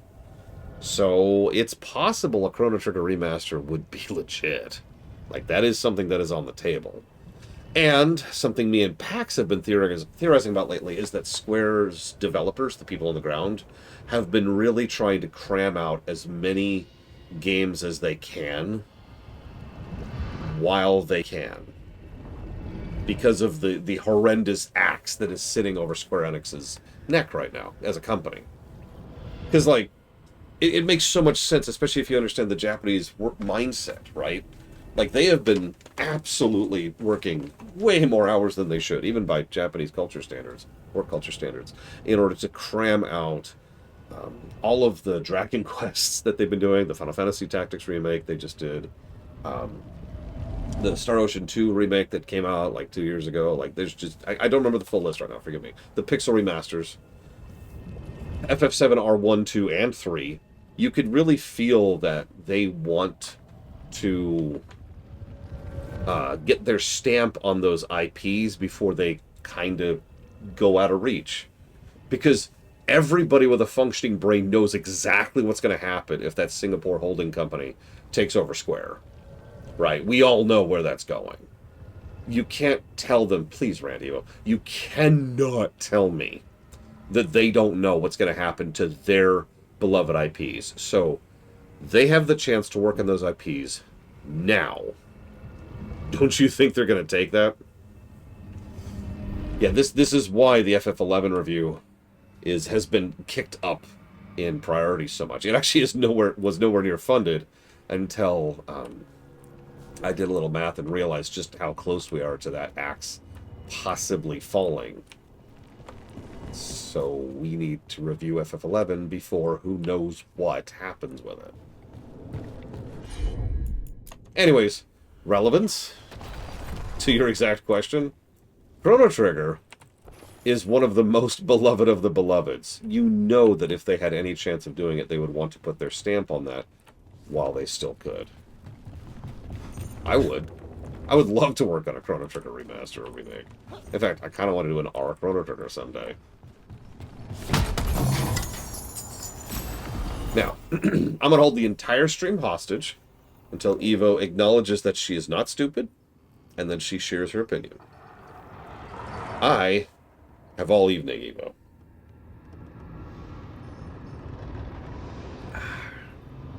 This is a good flavor. It's like a blueberry pomegranate kind of thing. It's very mild. All the sparkling water flavors are super mild because there's no actual sugar. I was thinking about that DZ Maven. Oh, Ross, why would you tell me that? See, now I gotta do that tomorrow. Tomorrow I gotta get like a Shamrock Shake and the new burger. Because you gotta get a Shamrock Shake. Okay. I trust you. So if I was gonna do a CT remaster, emphasis on remaster, I probably wouldn't try to delve into full remake territory. But if I was gonna do a remaster of CT, the biggest things I would add, in terms of like big button things, see around though, would be adding more options in the menu. Like, pretty much the same stuff the Pixel remaster did, right? Go ahead and bring in some composers. Get Mitsuda, get Uematsu if he's willing to. Get some, Chrono Trigger, Pilgrim. Get some remixes going for the music. Make it a toggle, so you can have the original music or the new music. Polish up the menu, polish up the controls.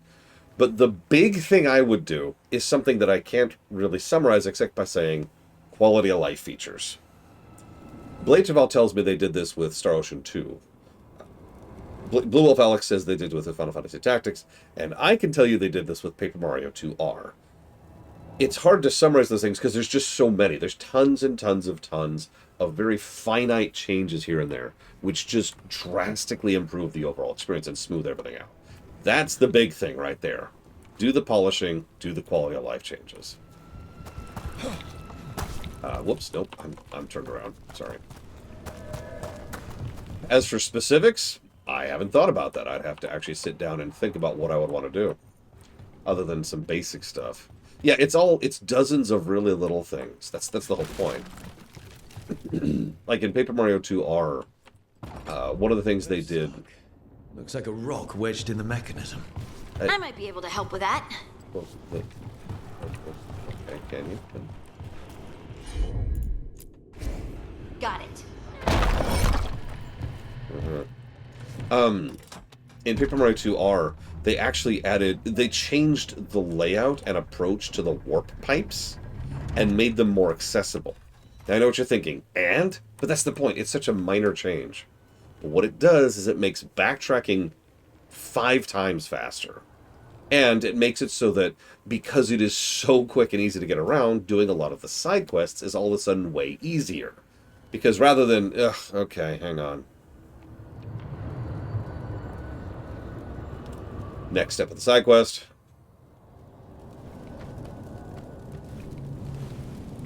It's more like, zoop, and you're done.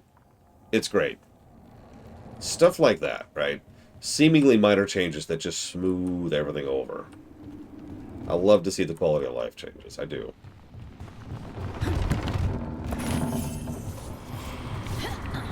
Would I add new text?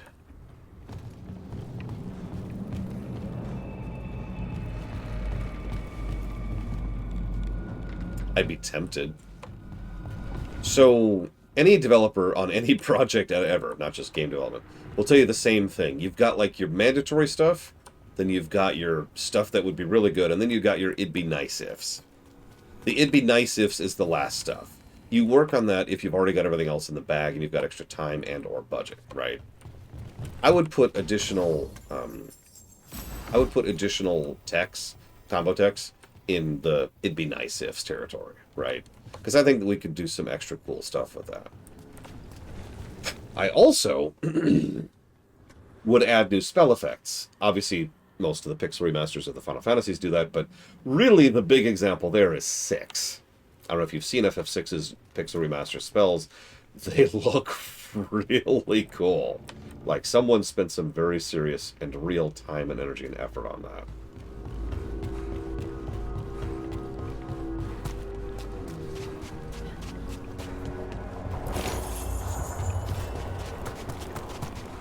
What would I do with the Blight? I've got it! Okay, so the humans went to bed, and their souls were ripped. I'm kidding,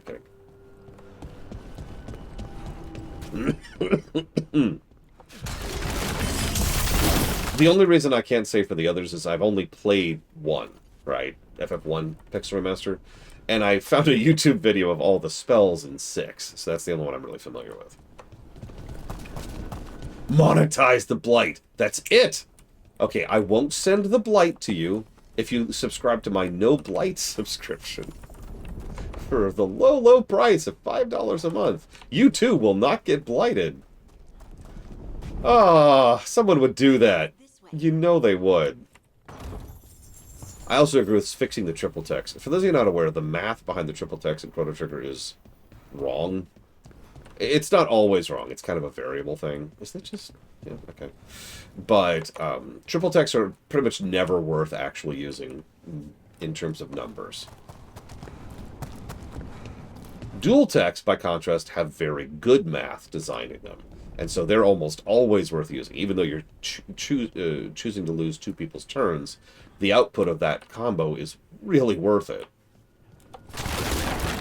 So yeah, change around the math on some of the triple texts to make them way more worthwhile. Again, little changes, right? So I'm going to read what Evo said out loud. Hang on. I need to actually sound like Evo's voice. So I've actually heard Evo's voice because she's done some voice acting for me. So I can actually speak exactly as she does. I absolutely loathe it when a story does what this game does. Wraps up. I'm sorry. Wraps up every little mystery, no matter big or tiny, with no wiggle room or uncertainty, leaving no room for any sense of awe, wonder, whimsy, or dread of the unknown. Explaining everything, kills this atmosphere, and what's worse, there's nothing for us to imagine or wonder about. I hate how writers pander, I'm guessing, to fans who are unable to deal with the uncertainty of fundamental mysteries existing in a setting. In the process, they flatten the setting, making it boring and easy to digest. No thinking required, no wonder, no dread, no whimsy. So, you're going to sound strange here. I kind of agree with you.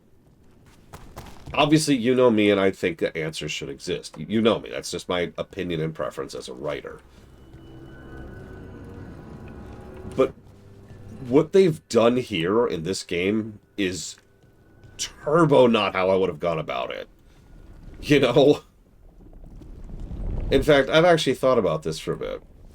Because I've thought about your opinion on this for... I think years at this point, because we've had this discussion like 50 times, right? Something like that. This is cool looking. Ooh. Something cool looking in this game. Who'd have thunk? So I've come up with a really weird side answer. And it's jumping in the lava. Yeah! Oh, I didn't even make it. Oh, I wanted to melt. Or I guess burst. My body would burst in the lava. Oh, whatever. Physics.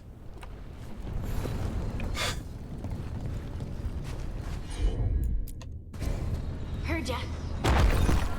I do agree that some answers need to be in the work, like the game, right? Some answers need to be in the game. I do think that's important. If you do no answers at all, it just gets a little bit too frustrating or teasy, right? Anybody who's ever followed any big long-term franchise knows exactly what it feels like when something gets a little bit too teasy. I know that's a terrible word for it, but you know what I mean, right? I've got a perfect example that right off the top of my head. X-Files. X-Files took like 6 years, I want to say, to even come close to confirming the overall plot of the story, and it was such an absolutely lackluster answer. It was just like, that's it? I'm not even going to spoil it for you, but I mean, anybody who knows X-Files knows. It was as though a malevolent gaze fell upon us. Knows it was a very unsatisfying result, too. It was just bleh. And the part of the problem, too, is they dragged it on for so long.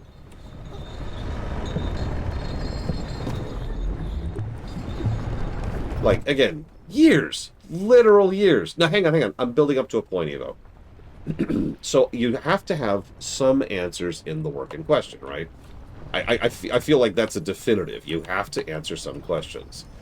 It would be nice if you could also pose new answers, but admittedly, in a case like this game, I do think it's kind of a unique case because most people involved in this game is working were probably aware of the fact that there was not going to be another Dragon Age game.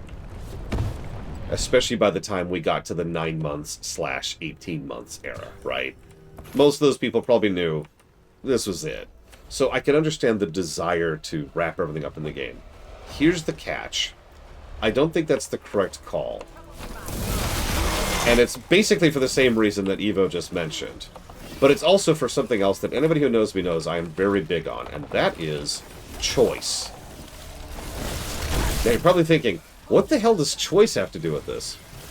If you answer every tiny little question in the game, there is no choice. Anybody who plays the game gets those answers regardless. What if you release an art book? What if you have a little historical thing that comes along with it? What if you do a panel at a convention and you say, we're going to answer all the questions at this panel? And they're everywhere down here. At that point, it becomes choice because it becomes opt-in, right? You get me? You get the idea?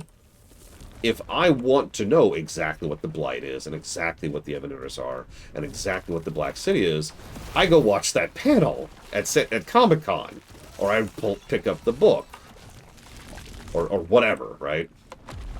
And that way, it is now my decision to spoil all of those things for myself. If you put it in the game, that decision is removed from me.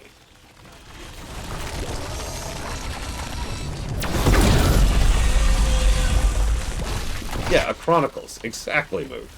It's worth noting, I bought the crap out of Chronicles, because I do want to know that kind of stuff. But that should be my choice. Does that make sense, Evo?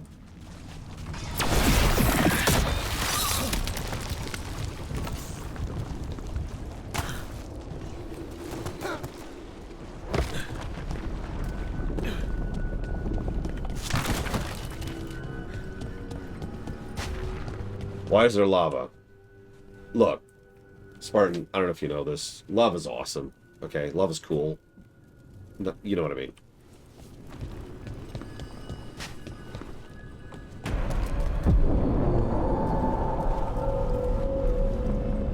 Wait, did anyone else see that? I thought I saw someone. Someone? Or something! Sorry.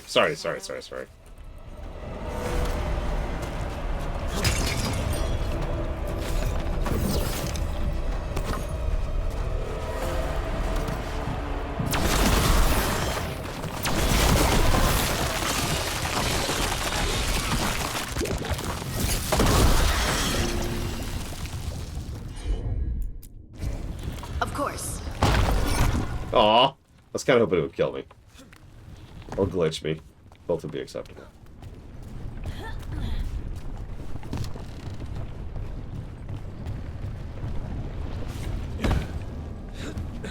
What is the name of this place?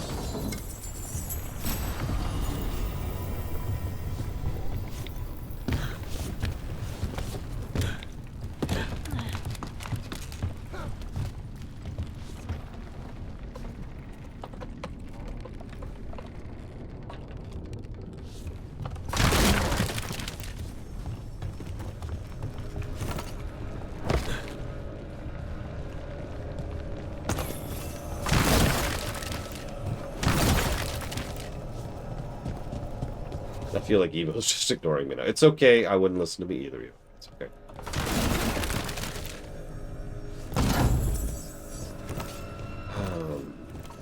I still have to decide what the hell I'm going to review with regards to that blight reveal.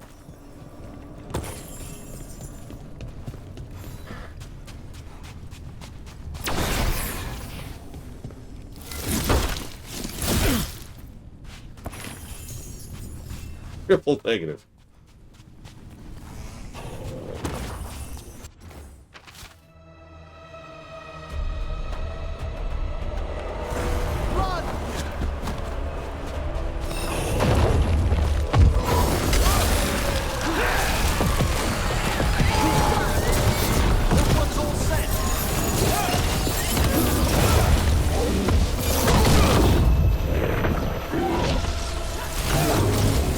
I mean, that's valid, Lord Harriman.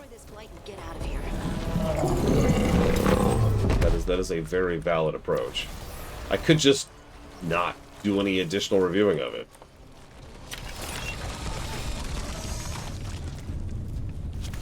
Oh god. So, okay, Blinterville actually asked a valid question.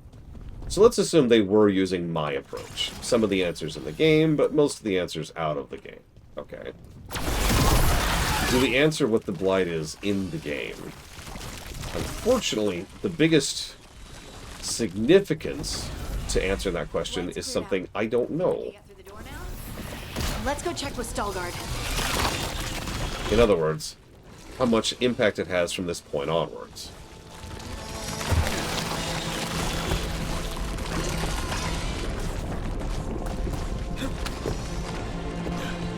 Like, if they're gonna do something with that, sure. So, okay, this is just off the top of my head. Yeah, no, assuming this is the final game ever, which I am assuming, because it probably is. Hear me out for a second. One of the things they could do is they could make... So remember, that was a side quest we did to get that little bit of lore, to get those mural pieces. What if that's part of the golden ending, right? What if understanding what the blight is significant to understanding how to permanently end the blight? We can't put the blight back in the Titans if we don't know that it's a part of the Titans, right? So, under those circumstances, I would say, yeah, it should be in the game, because it is a part of resolving the setting, resolving the plot of this particular game, giving you the golden ending of fixing the blight. No realsies, right? Just ending it forever. And of course, that would also involve the Titans waking up, which would involve, you know, a big status quo change on that front. You get it, right? So, honestly, if I was to go that direction with it, yeah, I would have the blight reveal be in the game. But the catch is, you gotta use it for something. Yeah, we do have a cure for tranquility. That's valid and a worthwhile point. Thanks to Inquisition. You did good work. The blight growths have weakened. Uh-oh. So, we can Titan crystals. Yes. Come.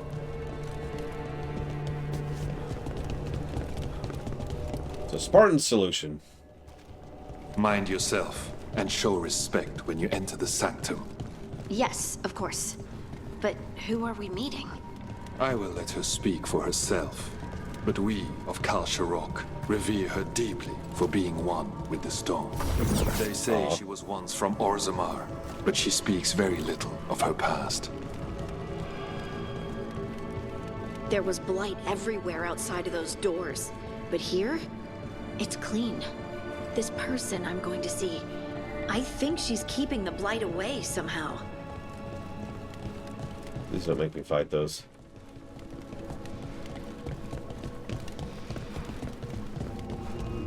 The song. Do you hear it? Coming from all around us. They say lyrium sings, but I have never heard it quite so distinctly. It feels like it's echoing through my entire being. Like I'm part of the melody, and it's calling me home. No, you just don't think positively about yourself, Eva. That's all that is. So there's a health jar over there, and this is a nice big boss arena. To look around more. We have arrived. But I don't see anyone. There. She's waiting. So it's Shale or Dagna, right? Thank you for leading her here, Stalguard. They call me the Oracle.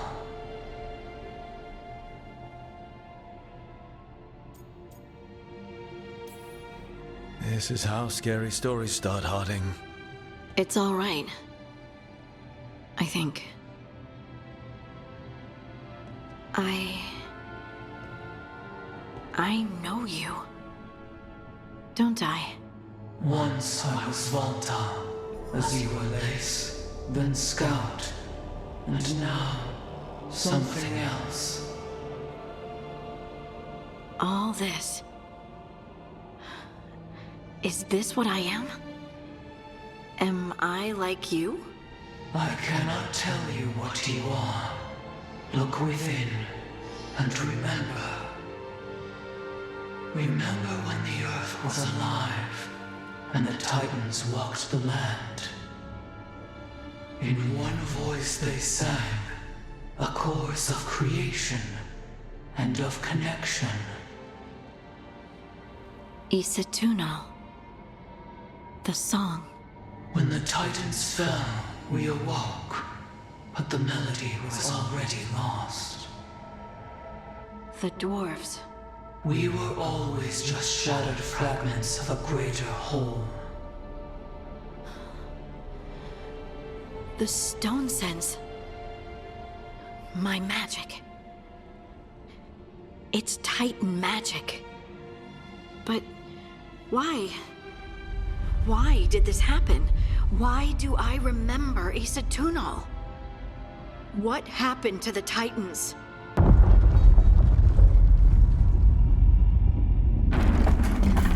There's something else here. It's found you.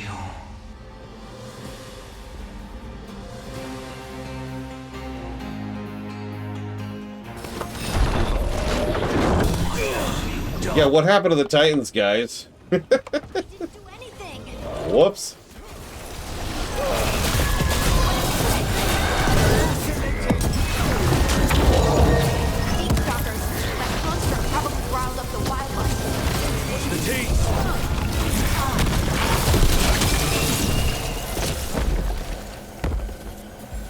Ready to go.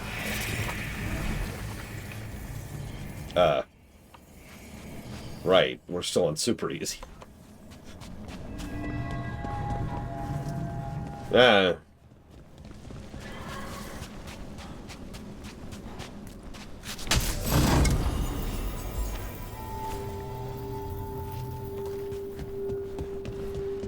Yeah, oh, bye.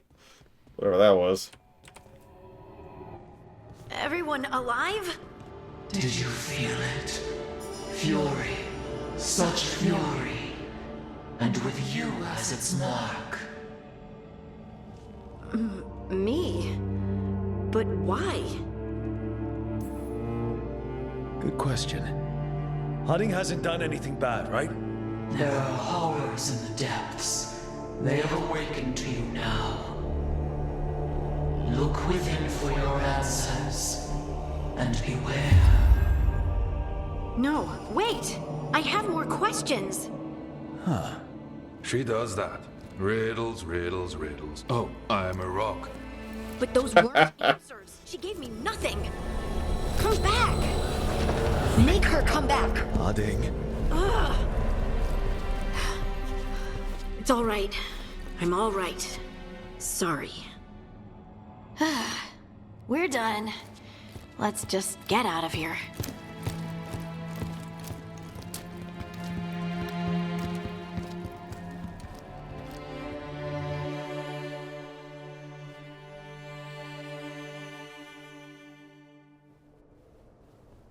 Oh, hey. You look like you could use someone to talk to. I'm that obvious? You're being uncharacteristically quiet. I try to be cheerful. It helps me, and I think it makes other people feel better. But since we saw the Oracle, I don't know. You're allowed to feel off balance. That experience with the Oracle was intense. But I got nothing out of her except vague hints and even more vague warnings. Maybe you were right to feel uneasy about all this. I just wish I knew what to do.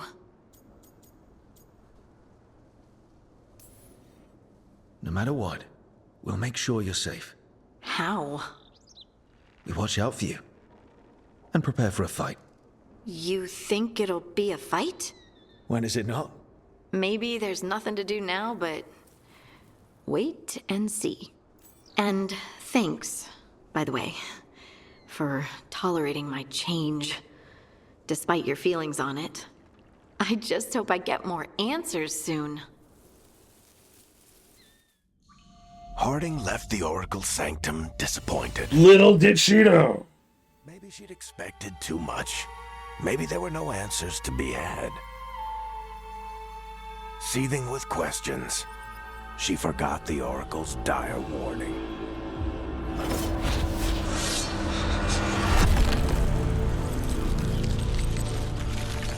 But far below the surface, something was moving, determined to be seen, and fighting to be remembered.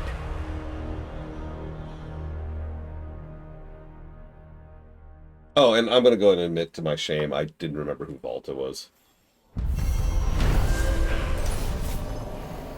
I only ever played Descent once, and it was on camera, so it was just... didn't really stick with me that much. No, I know. She was the dwarf that went down with us into the Descent. Ah, gets it.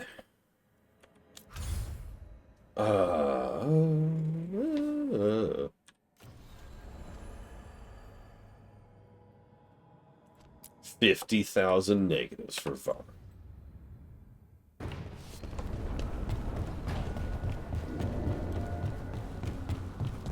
Yeah, the Descent was fine. Oh, it wasn't. It sucked. I was not impressed with the Descent. Trespasser also completely overshadows it.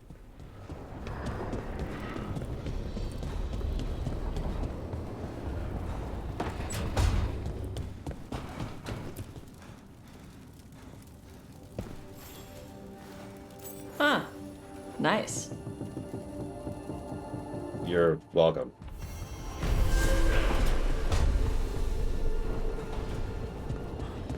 Okay, so quest completed. I love how they code those as a quest. Okay, let's go back to everyone's favorite place. Let's see, who should we bring with Emmeric's quest? Who haven't we brought with Emmerich lately? Or at all?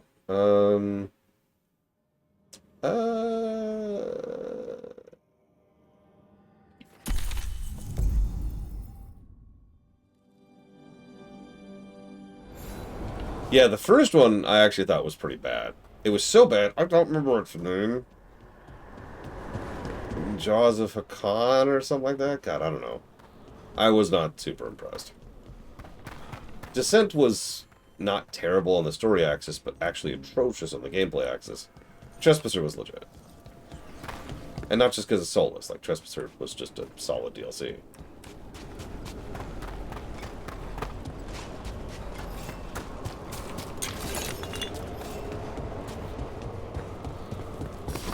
There's a fight ahead.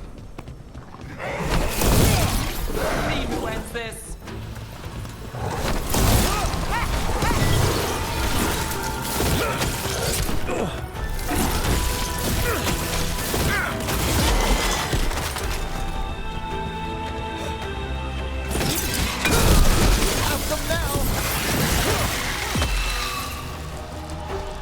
Best DLC I've ever seen for a game?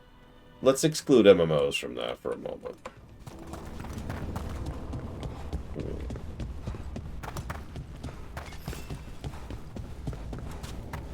Can we just include expansions to make that easier?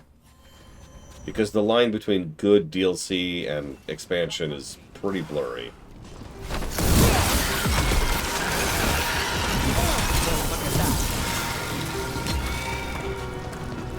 Because, yeah, we've got Shivering Isles, we've got, oh god, the Reaper one from Diablo 3. You don't burn the dead. We've got Blood and Wine from Witcher 3. Reaper Souls, that was it.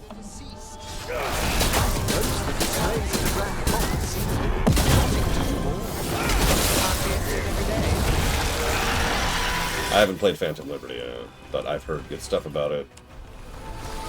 I have the deeper end.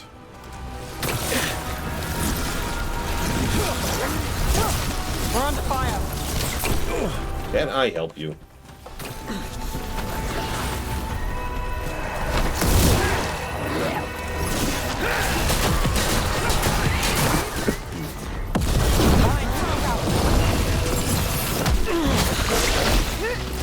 Look left. Hearts of Stone was good.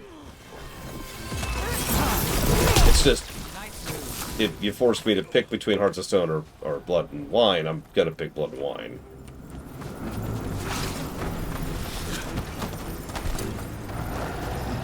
Anyways.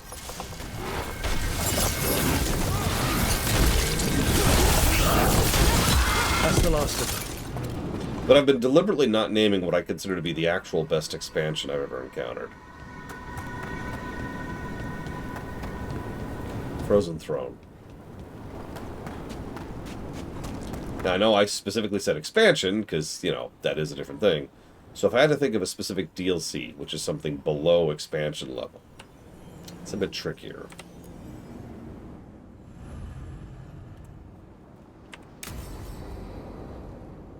Like, for example, Lair of the Shadow Broker would qualify as a DLC, right? Thank you again for coming. My duties include tending to these rites of remembrance. Excellent. Manfred found his way down. Very good, Manfred. He sounds excited.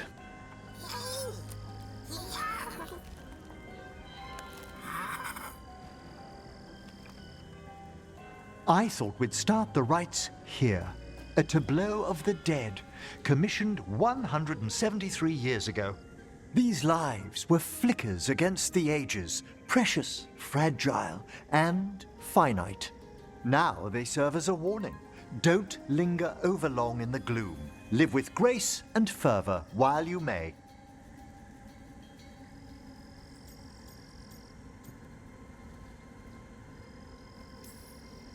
No one's going to seize the day for you.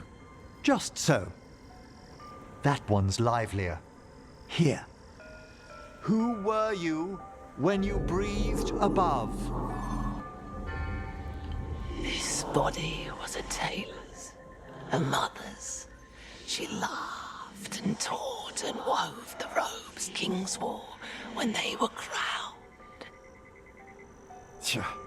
Someone must realign her thoracic vertebrae. I hope the novices are inspecting the displays. Seems disrespectful to abandon something you built. Precisely. Yeah, EA. Sorry. Uptick in hauntings. Wait, what? Let's continue.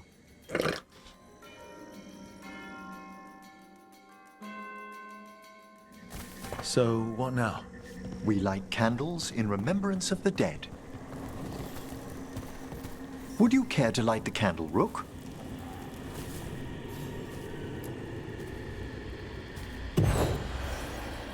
Look at this. The last tomb of the Tannhausens. A very influential family in the Storm Age.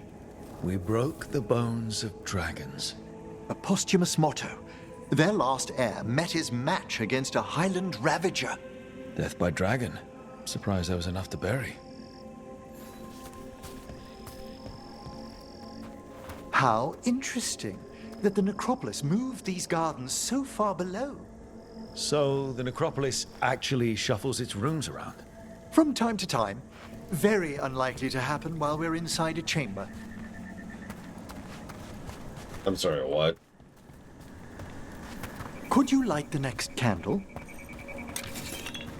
Also, for anybody who's seen Rent, the fact that he keeps asking me to light his candle is very amusing to me. Thank you for the sub, Baron. I have jotted that down for Yakuza Kiwami 2, Buckshot Roulette, and Cyberpunk.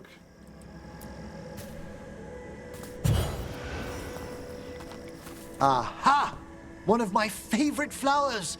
A variegated weeping widower. You know your plants? Alchemy is my hobby. It's a break from teaching spirit calling and theoretical applied metaphysics. Bet you'd love some of the books the Shadow Dragons liberated from a few magisters. This way, Rook. You were right about the gardens being peaceful. The necropolis has its dangers, but these places are a refuge for the dead. Examining the graves?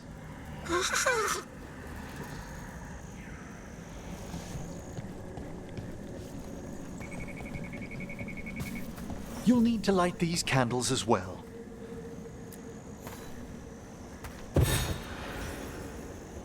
Open your hearts to the final day, companion of all the ages. I was pleasantly surprised by your respect for our undead tableau earlier, Rook.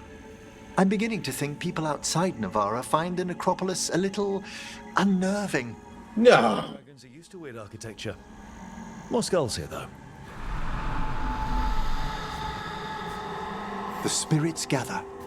Only a few more candles. Follow me. No, I think you're right, Evo. Which is doubly funny because the actual necropolis area is extraordinarily small, which means they probably didn't implement the multiple rooms thing.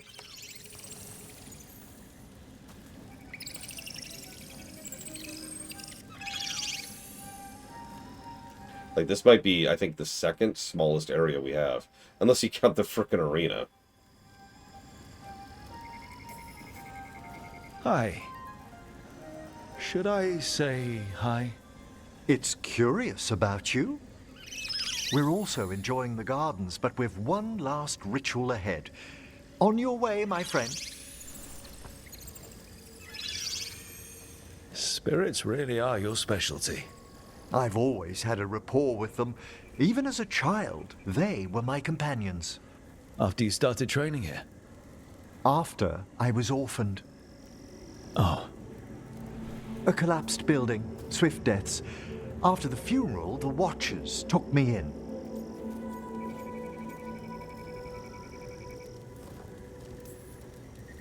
Belated condolences, if that's worth anything. Always. We move on, as we must, but those long nights linger about the shadows. How did you deal with it? I didn't. When I first arrived here, I was terrified. And you still joined the Watchers? They're what saved me. Come, the next set of graves lies ahead. Beebrook, that was when I realized I must control death. I will become master of death. And in so doing, I will never lose anyone ever again. Including you, Rook. I'll never lose you, Rook. Even if I rip the bones out of your still-moving body. Sorry. Please, light the next candles if you would.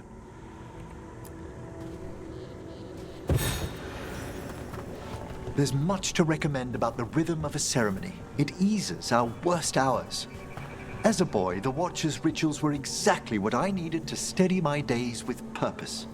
And some death magic? Well, every young mage needs a speciality. All this pageantry, this magnificent gloom and its rites, I ask you, Rook, what is it for? It's gotta be the living, right? Yes, exactly. This place is an abundance of history, of magic, of memories. The Watchers preserve it so the living may draw comfort from those who've gone before. Said 1,000 times. Funerals are for the living. We must get to the candle, please, Manfred. You told Harding that Manfred used to be a wisp until you gave him a body. Yes, he's taken so well to it. Haven't you, Manfred? Here are the last candles you'll need to light.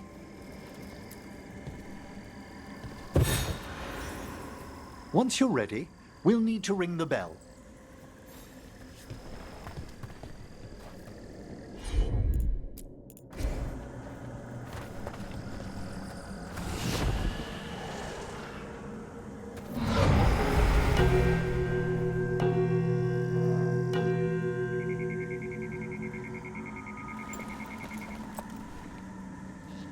Let the rites be acknowledged.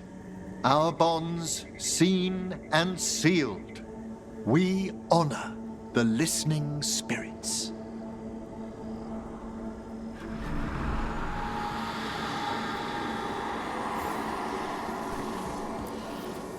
Hail from the abyss. We witness, good watcher, faith kept in all our paths. What was... The necropolis hosts many spirits. We thank these guardians for their protection and friendship. We'll need to ring the bell once more to close out the departing ceremony.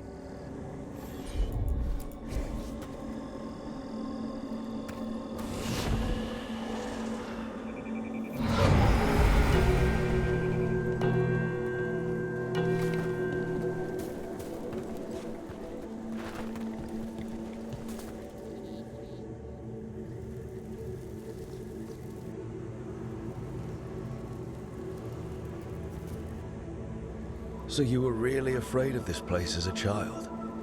It wasn't the necropolis itself, but what was draped around it.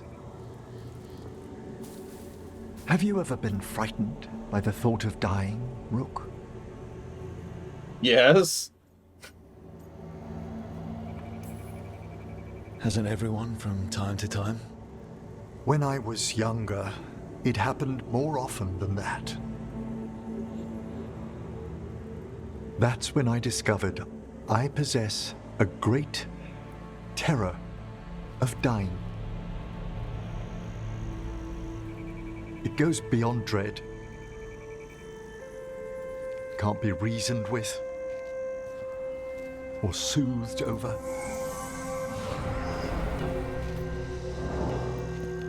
It comes without warning. In the dead of night, sunlit streets, a raw, strangling fear struck somewhere deep past the heart. That's an issue for a necromancer. Oddly, I discovered I wasn't alone. I debated this fear with friends. I argued with teachers. Yet, it lingered.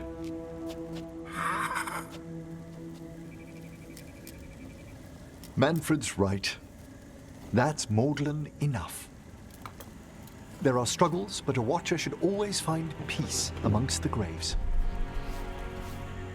And what sort of host would I be if we didn't end with some light refreshment? Please let me flirt. Yes! The flirt! Did you set all this up to make a good impression? Of course not. I was only... Because it's working. Then it's my pleasure to share the tranquility of this place with you. Oh god, are we a catcher or a pitcher? I guess we could be both. Like, we don't have to pick, right? No, I just wrap him up in my hair and he soothes him to sleep. I've got you, Ember.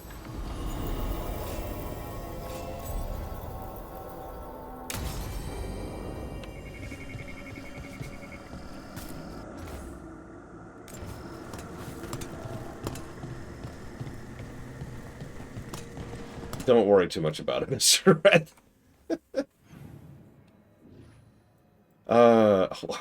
We didn't get the beacon because we were in a quest while we were up there. Hang on one sec.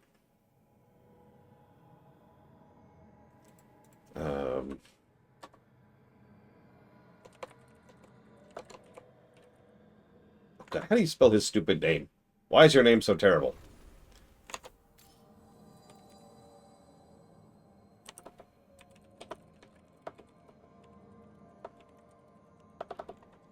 Well, see, that's the thing. I think it's Emmerich, but it's not. It's Emmerich.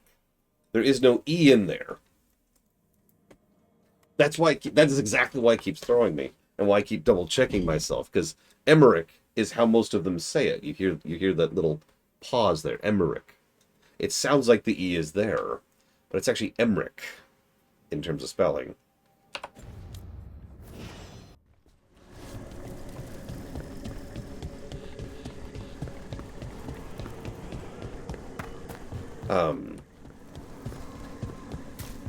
It's actually very easy to point to Lord of the Rings as being a negatively inclined fiction. Ignoring the fact that it was building off of so many previous stories, many of which themselves were negatively inclined, blah, blah, blah. There's also the fact that the scourging of the Shire exists. And the entire intention and purpose behind that for Tolkien himself...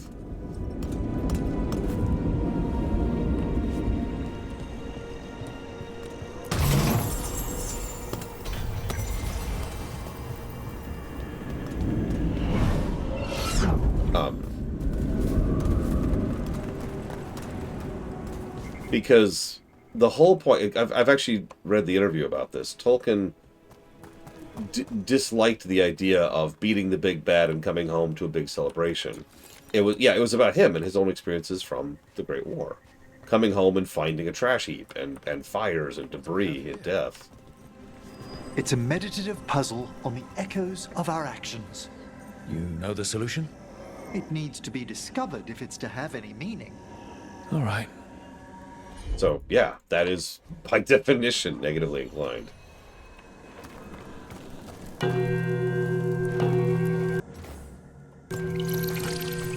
I said no more puzzles, but this is one of the Giga puzzles.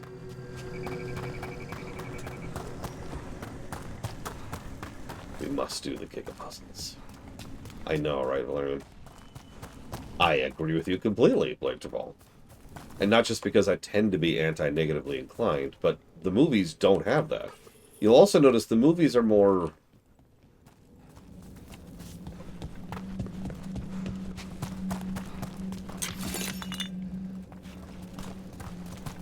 Hang on a sec.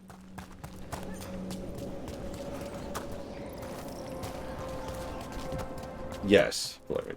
Stab! There we go, there we go. Okay, got the stab in. Woo! Now, you better be careful. That was a whole Long John with custard filling.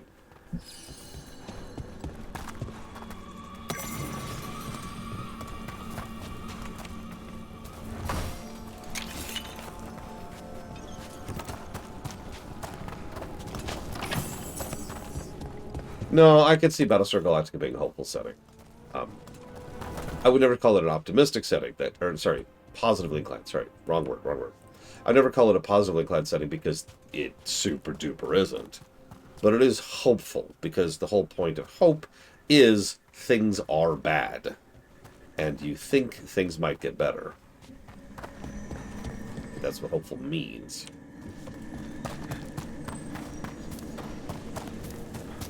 And you could argue they did. It's certainly debatable. Straight away. You call Manfred Fred? Sure. He walked into my office. I said, Fred. Let's try this again. Okay. Well, anyway. You call Manfred Fred? Sure. He walked into my office. I said, Fred. Can I call you Fred? He nodded. He seemed happy about it. If he doesn't like it... Oh, Manfred doesn't mind. He quite likes you. Does the diminutive imply a certain level of comfort with the necromantic arts? It shows a certain level of comfort with your friend. The rest of it, well, that depends. On what? On what the mage using it is up to.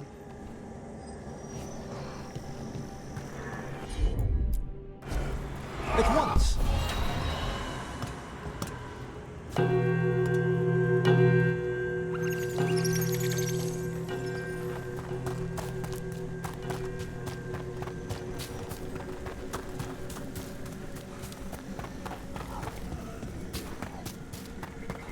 I don't think positively inclined and hopeless would work.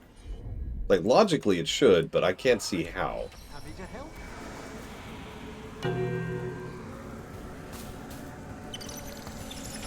Let's try this again. Okay, Pumpernickel, what's the solution? Let's speed this up.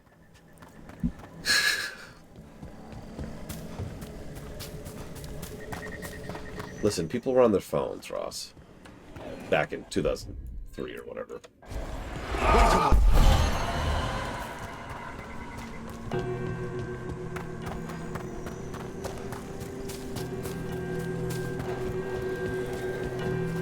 They actually used it earlier, Lord Harriman. The guy, the dwarf on Harding's Quest mentioned that. Allow me.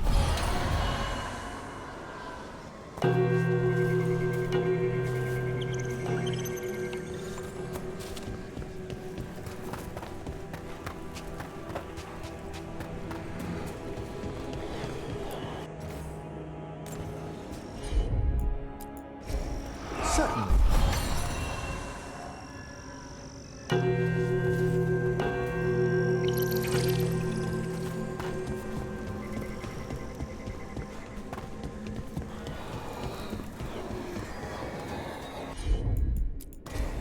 I can assist.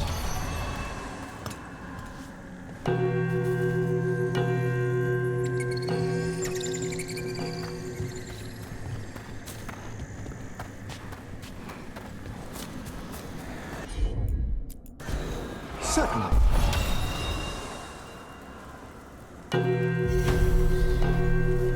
Ah, that opened up something.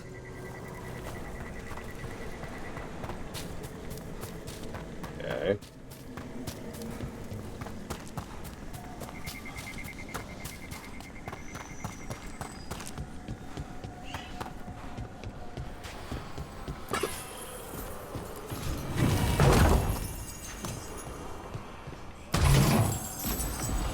The big prize, precious decay.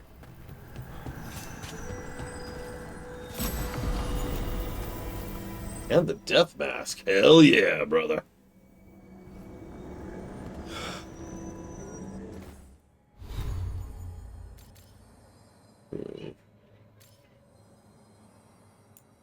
Okay, sure, hang on. Let me...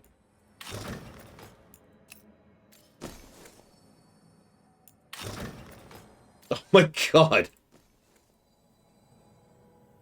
We, Hi, I'm here to talk to you about the Blight. Did you know about the Blight? You should be scared. The Blight's coming. Ancient evil elven gods are coming, okay? What's funny is, I don't think I have the helmet I want yet. Yeah, I don't. All this time, I don't have any version of the hat I want yet. That's very strange. So, yeah,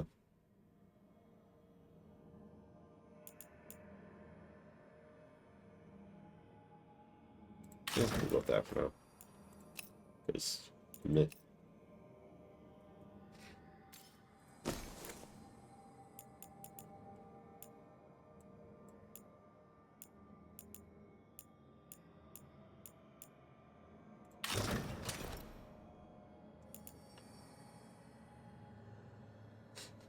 Yeah, just...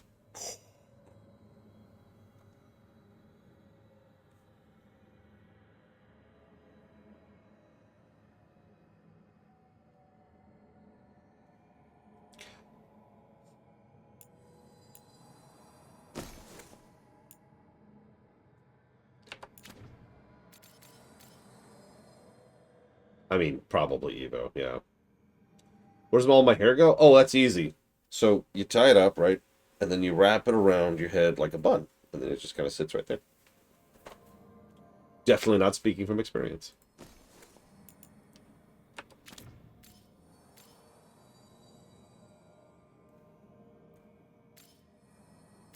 Yeah, we have almost our entire suit. We just don't have the helmet, which is called Anointed Ash.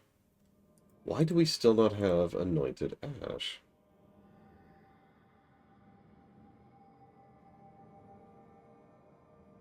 It's here. It's literally in this room. Blue Wind, what did you do with my helmet?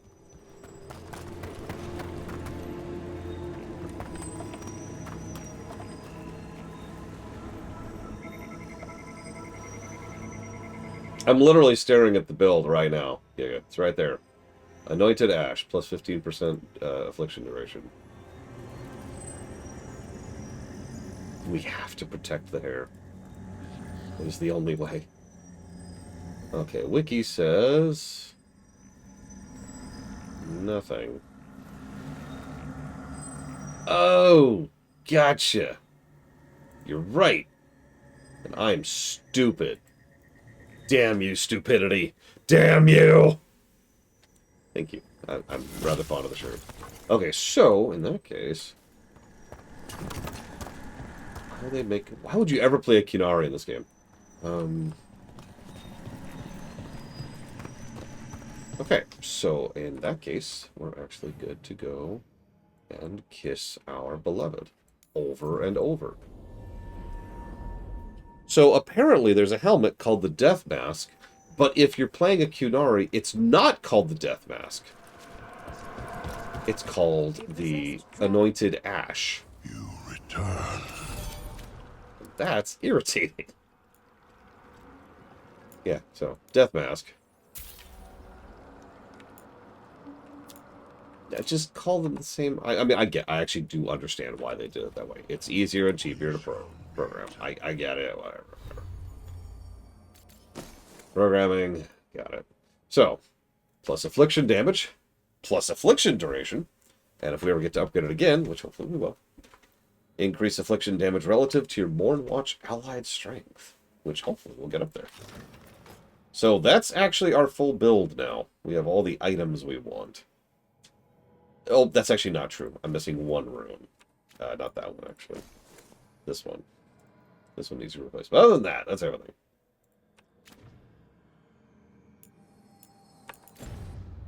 Woo.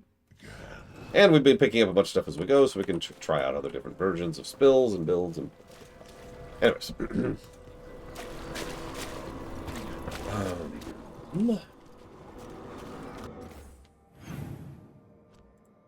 So we can't do that. We shouldn't do that. And we can't do that. What level are we, for real? 33. We can take a level 50.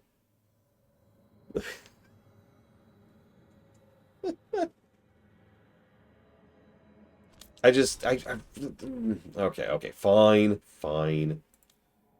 Just for you, I'll get one more level. One.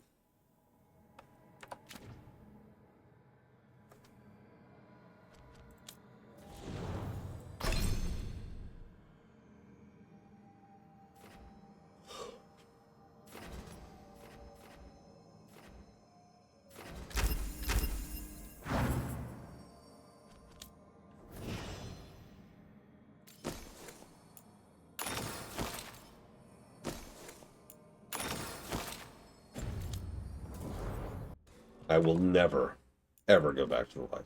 Let's go ahead and turn this back up. Ah.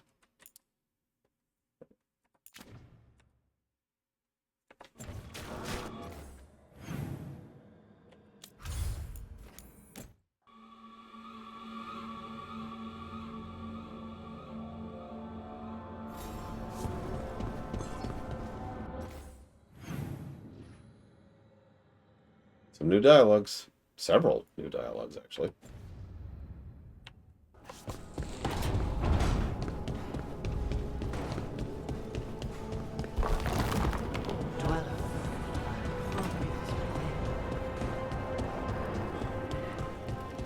I think you are right, Giga.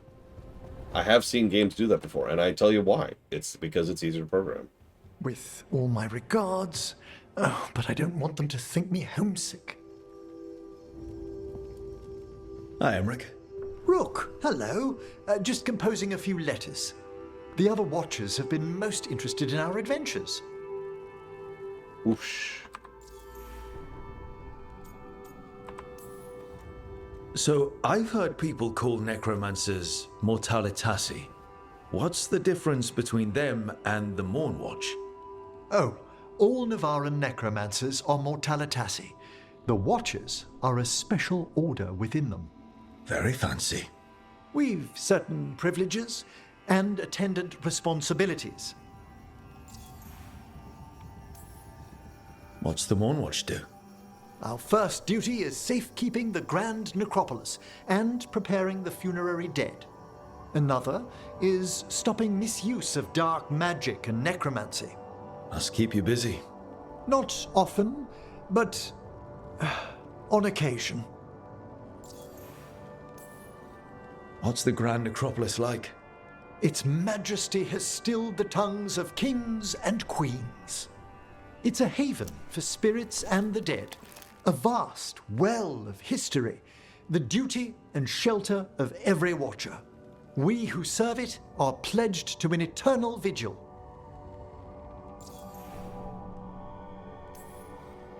What do Watchers, watch for? There are stranger and more dangerous things than spirits in the Fade Rook. The Watchers stand against them when their shadows rise. Anything lately? A few portents I cannot put down solely to the chaos of the elven gods, but nothing definitive. Perhaps only shivers in the void. I couldn't help overhearing the word homesick. Oh, I'm fine. Completely absorbed in our venture. But if I were home, I'd be preparing for new students or requests to speak to the dead. Can people just ask you to show up for some corpse whispering? Oh, nothing official. There are very few of us, but we help here and there. Questioning a victim of murder, clearing up disputed wills, and sometimes fetching back last words from a loved one.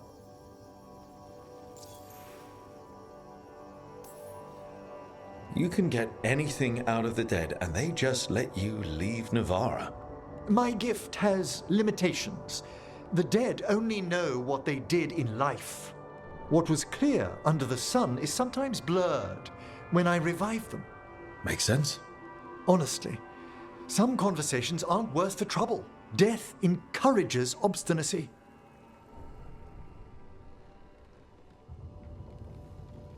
Oh my god. Sorry, real quick. I decided to go look at... Wait, what?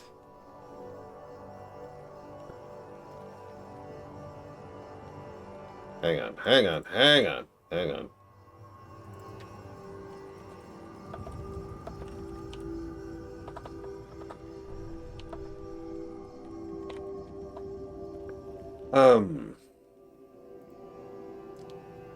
I think they could do some really cool stuff with the Morn Watch.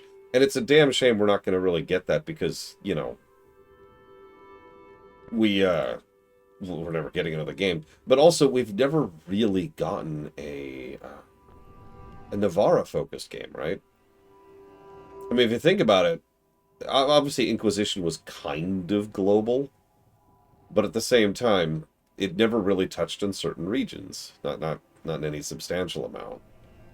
Obviously, Origins was entirely focused on Ferelden, and obviously, 2 was focused pretty much entirely on Kirkwall and surrounding area. And now we're up in the north, and just kind of touching around. And yeah, not like, because Arlithan, obviously, if you look at the zones, Arlithan is one of the most fleshed out and has the most quests and story and tons of stuff, right? So, bunch of stuff up there.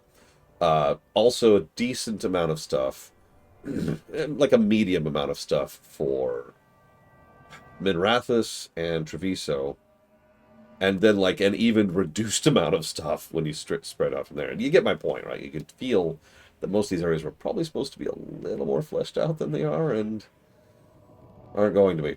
Anyways, sorry. So what I was responding to, Ross, the guy who plays Hanneman, I was curious. It's Daniel Warren. And I was idly curious if he played this guy, if this was actually him. It's not. I'll just go ahead and spoil that right now. He's apparently a regular over in the Trails of Daybreak series. But the thing that made me kind of raise an eyebrow, he's the original voice of Igor in Persona. as in Persona 3 and 4, if you understand me. And that just made me go, huh? And I wanted to double check myself on that first. Because, you know. Anyways. You didn't stop teaching just to be with us, did you? I'm long overdue for a sabbatical. Besides, do you know how many students the faculty wanted in my class next season? 10! How's one meant to tailor separate lessons for 10 pupils at a time? Honestly. Should I tell him or should you?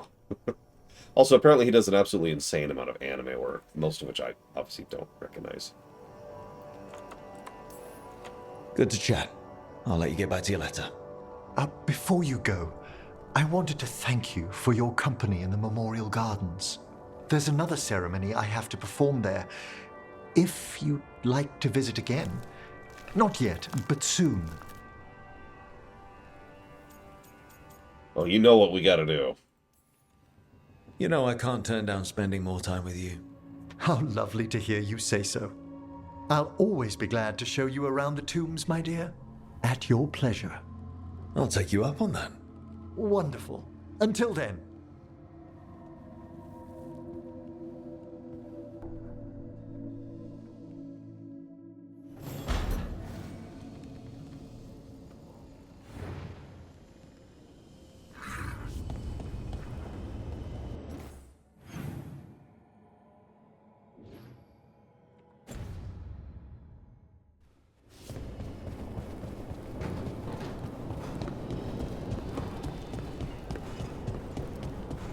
Oh, don't worry. He's going to show me around his tombs, if you know what I mean.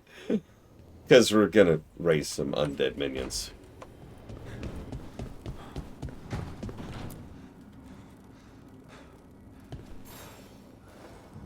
Hey, good. I wanted to ask you something. My mother and I have a weekly dinner thing. I was gonna meet her in Ravane. Wanna come? Fresh food. And I wanted to know you're good to work with. Sure. There will definitely be bones involved. I'm not going to adopt Manfred, no. Obviously. He deserves better than me. Ugh, family dinners. We don't talk about family dinners. An archdemon falls. A god. Okay, so let's make sure we've got our enchantments here. Success is forged by time. Let's see. Affliction duration. Do we even have that?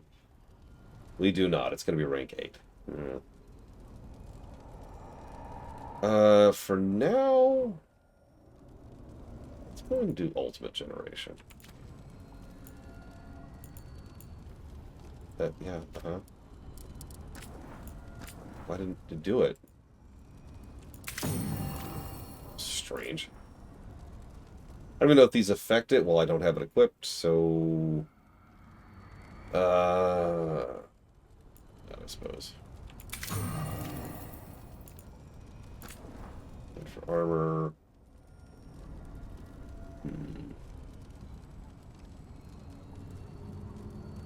we'll just do that.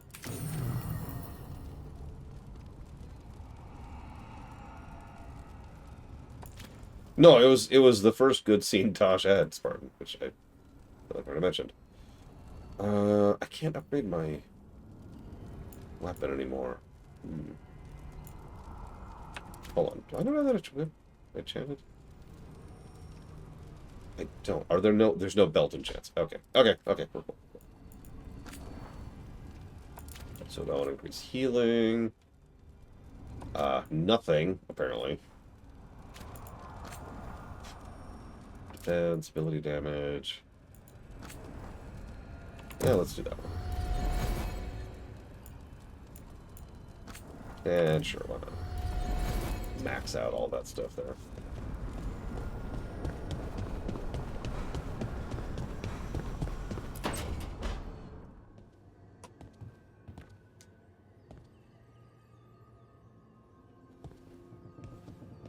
Oh, Rook. sorry. I mean, hello. Everything okay? I don't know. I don't think so. Yanarl is missing. And others, Strife told me. What kind of missing? They went back to where I met you. Where we found the archive. You know, just in case. It's been a week. No one's heard from them. And it's my fault. It's not your fault, Balara. Please, I need to blame someone, even if it's me. Doesn't make sense to me, but go for it. Right. Thank you. Let's start looking where we met earlier. Where the Veil Jumpers would have gone in. Might be another anomaly, or more demons. Well, let's just be ready. Ready for what? For anything. Okay, that's not... Okay. The Demon's Bargain. Mormu.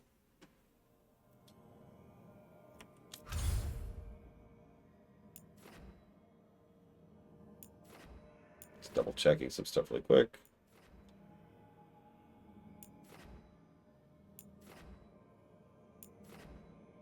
I've also decided after some thought, I don't like this map. I like the local map quite a lot. I gave it multiple positives, but this map, I'm not a big fan. Like, it's not bad. It's not negative worthy. It's just, I don't know, it takes a little bit too much extra time to really parse what you're looking at. You know what I mean?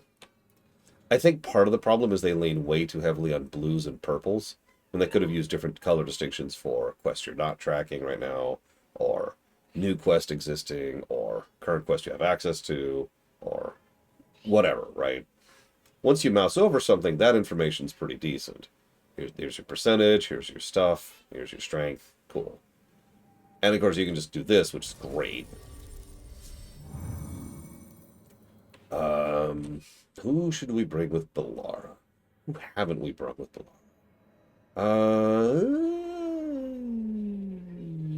You, I think, are the only one. Yeah, no, like I said, I don't think it's negative or the Blade Toll. It's just not nearly as well designed as the local map. Clearly had a lot more thought and effort put into it. I don't know if that's just because they thought it was more important, or because it was stylistic, or whatever.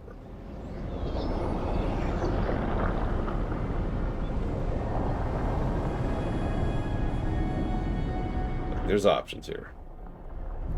They were here, but it's been a while. Fire's cold. Tracks are mostly gone. So where'd they go?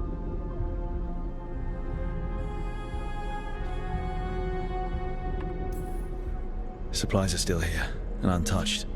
So you'd think they'd be close. In the ruins. I mean, probably. But something feels... Rook? Let's be careful. Very, very careful. Right. Lady, do you know what we fight on a daily basis? No, I think you're right, Blade Toll, because like if we look at this map for a second, a fairly large amount of time and effort was spent on this map. With icon, there's actually quite a few icons. In fact, look at this for a second. Notice how it's not just good icon usage, but good color usage of the icons too. So at a glance, you can see most of what you're looking at immediately, right? It also has decent terrain look. It's, you know, it's the PlayStation 2 kind of a thing with the terrain being visible. But also, they'll do other little things, which I think this area actually doesn't showcase. But some of the map areas, the explorative areas, will have a thing where, like, you'll see that little nub, except that line, I know you can't see my mouse, but the right line there, that line doesn't exist. So it's something that allows you to kind of indicate, oh, there might be something else there that I've explored. And you might see something like off into the distance, like over here, just kind of in the middle. So that kind of indicates there might be something more to look into. You know, more about. There's just some generally good design here, and it wouldn't surprise me if this was from the live service game, because this is the kind of thing you want to be well designed. Whereas this, yeah, it wouldn't surprise me if they took this and just kind of smashed out a couple of artworks and said, here you go. Because really, if you think about it for a second, this probably took only a few days to put together.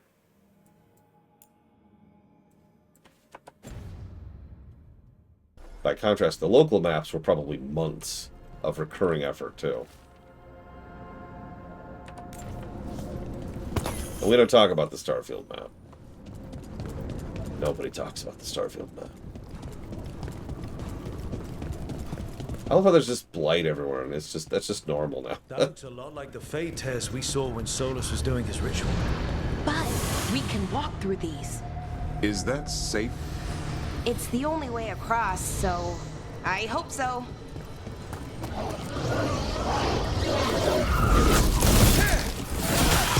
Demons?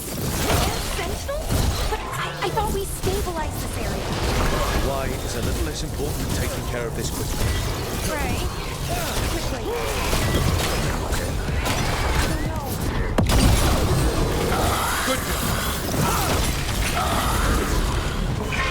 Okay.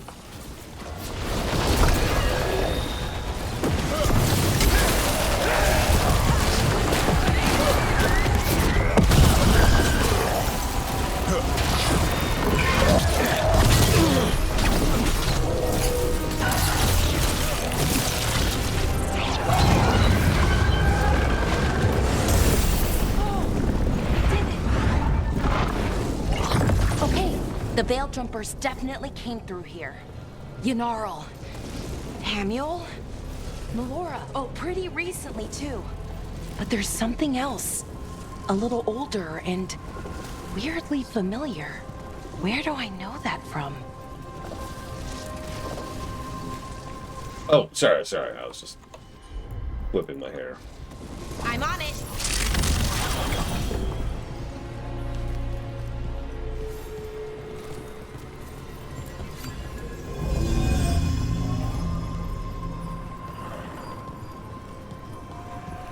We'll have to cross here. Just, don't look down.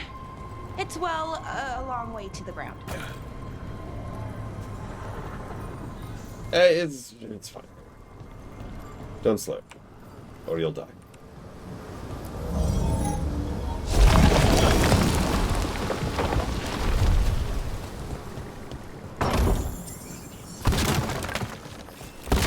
Not to be boring, but honestly, I'm not even sure I have thoughts at this point of the new Demon's looks. Like, I'm fine with them changing, and I'm fine with them adjusting them for, whatever reason. In-universe or out, it's just, I think part of the problem, well, this is not necessarily digging the game itself, is that demons aren't significant anymore. They haven't been for a while, really. In some of the older games, a rage demon was a boss,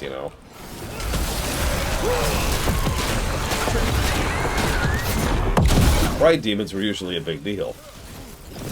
We killed a pride demon in the intro.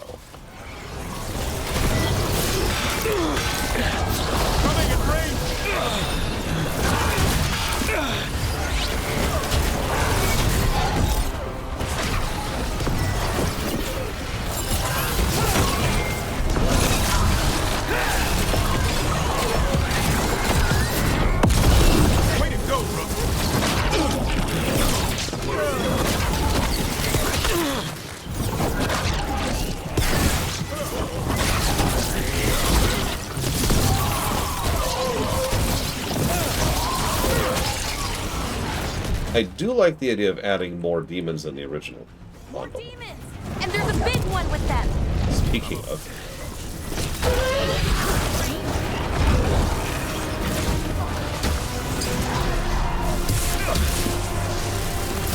Watch for ranged attack! What's wrong with that ranged demon? It's more agitated than usual. Take it down and worry about the why after.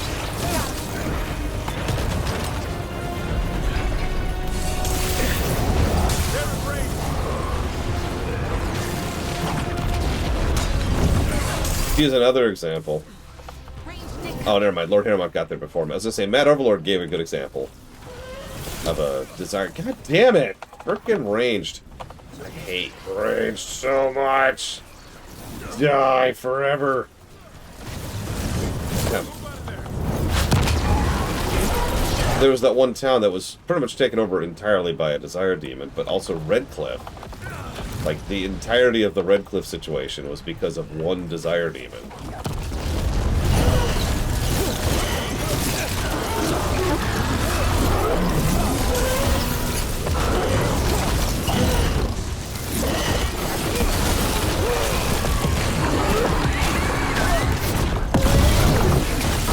I like this. You notice we have the difficulty back up, because I never turned it back down. Hitting us for free! Get out of there!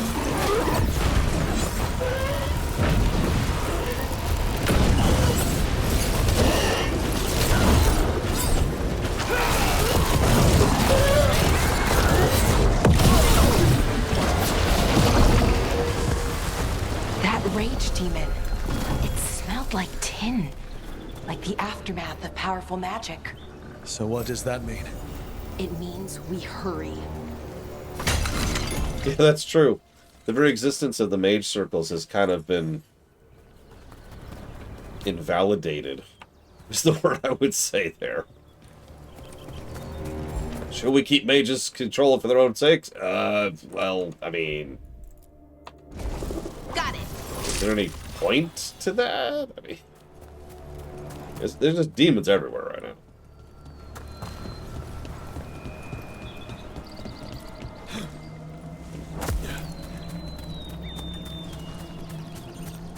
And who knows what the Chantries are doing as a result of all this nonsense.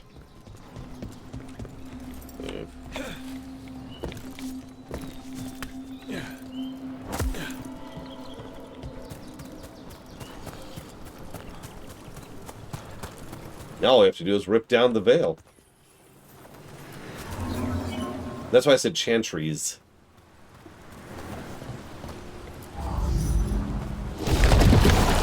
That's true. Anders can't kill himself for no good reason.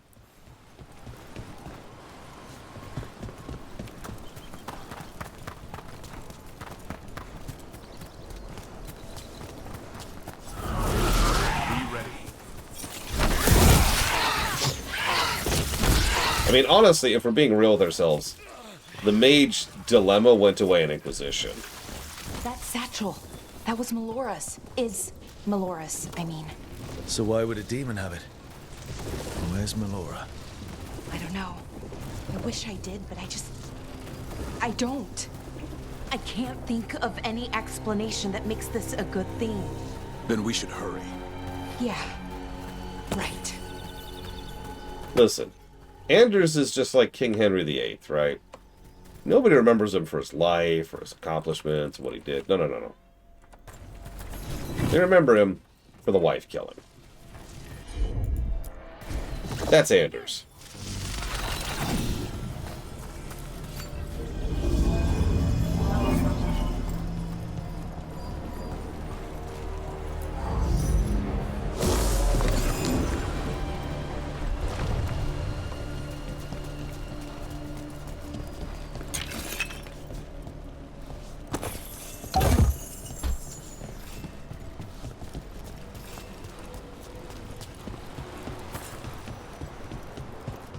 I think we're getting close. Oh yeah, Mr. Red. As sure as I can be. That's all I've got. You got me too. Right. Of course. Thanks. Put me in the camp of people who think that his jousting accident is why King Henry VIII went completely off his rocker. For those of you not aware of his career, he was actually, by English king accounts, which is, let's be honest, a low bar, a pretty good king. Did a lot right, worked with a lot of people, was popular with individuals, was a lot more... Henry VIII, for those of you not aware, wasn't supposed to be king. In fact, he wasn't supposed to be king so much, he was like third, I want to say, in line. And then accident, and then king. Here you go. So he started a little more ground floor in terms of mentality than a lot of kings did. Yeah, and then there was that jousting incident, and then there was possibly a head wound, and then there was definitely the leg wound, and he noticeably got worse after that. Now, maybe he was always awful, maybe he started listening to the wrong people, maybe he had some brain damage. There's a lot of possibilities we don't know.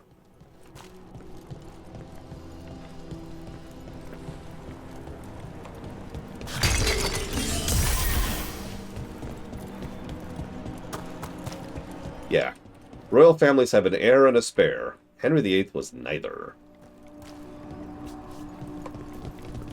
Wait a minute. Oh no. Valar, are you okay? We have to stop it. Get them down. Boris Shivan? I can't believe it. It's really you. I'd hoped you might come, but I didn't let myself believe it. Syrian. Laura? Are you all right? You're dead. No. No, nothing could be further from the truth. He delivered me, as he will deliver us all. He? Who's he? Who are you talking about, Syrian? Who saved you? I did.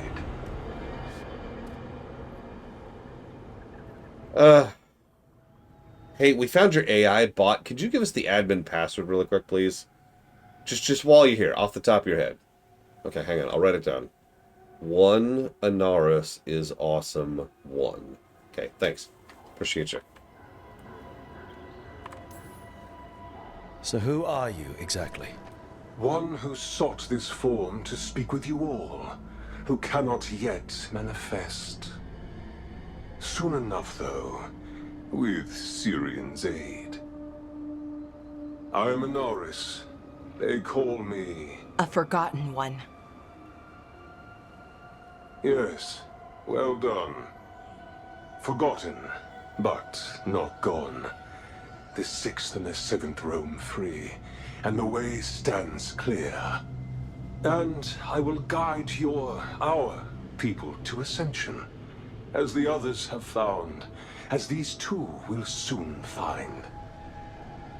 The demons. They were the Veil Jumpers. You know, I think this is an appropriate option. Shit. You're right. Why, Syrian? Why do that to our people? We wanted to save them, not destroy them. I mean, they wouldn't... Alas, a regrettable possibility, if the ritual is done wrong. You told me it would give them strength, purity. You never said it could kill them. I had assumed you could handle such a trifling task, Syrian. Perhaps I chose my herald poorly.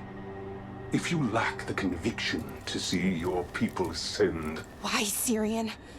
Why do this? Why him? Because only he offers the truth. And is willing to help our people. That's all I've ever wanted. All we've ever wanted. No. Not like this. I like how we intercede there a little bit. Like this. Why couldn't you stay a memory? Come now, Syrian. We will leave your sister to her contemplation. As well as other things.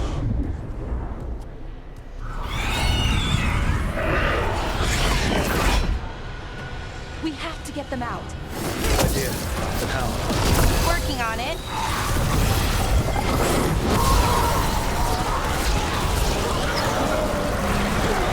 Okay, I got it. I think. If we break the artifacts on the edges, the energy flow should stop. You sure? No. It's working! One more to go! More demons incoming. I love that line. Why couldn't you stay in memory? That's messed. Applies. Applicable. But damn.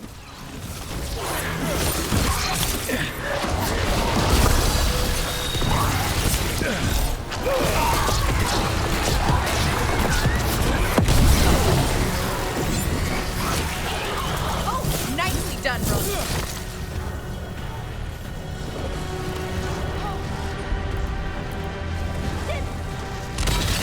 These should be the last demons. Hang in there, Yanaro. Toxic Yearning. That's a title.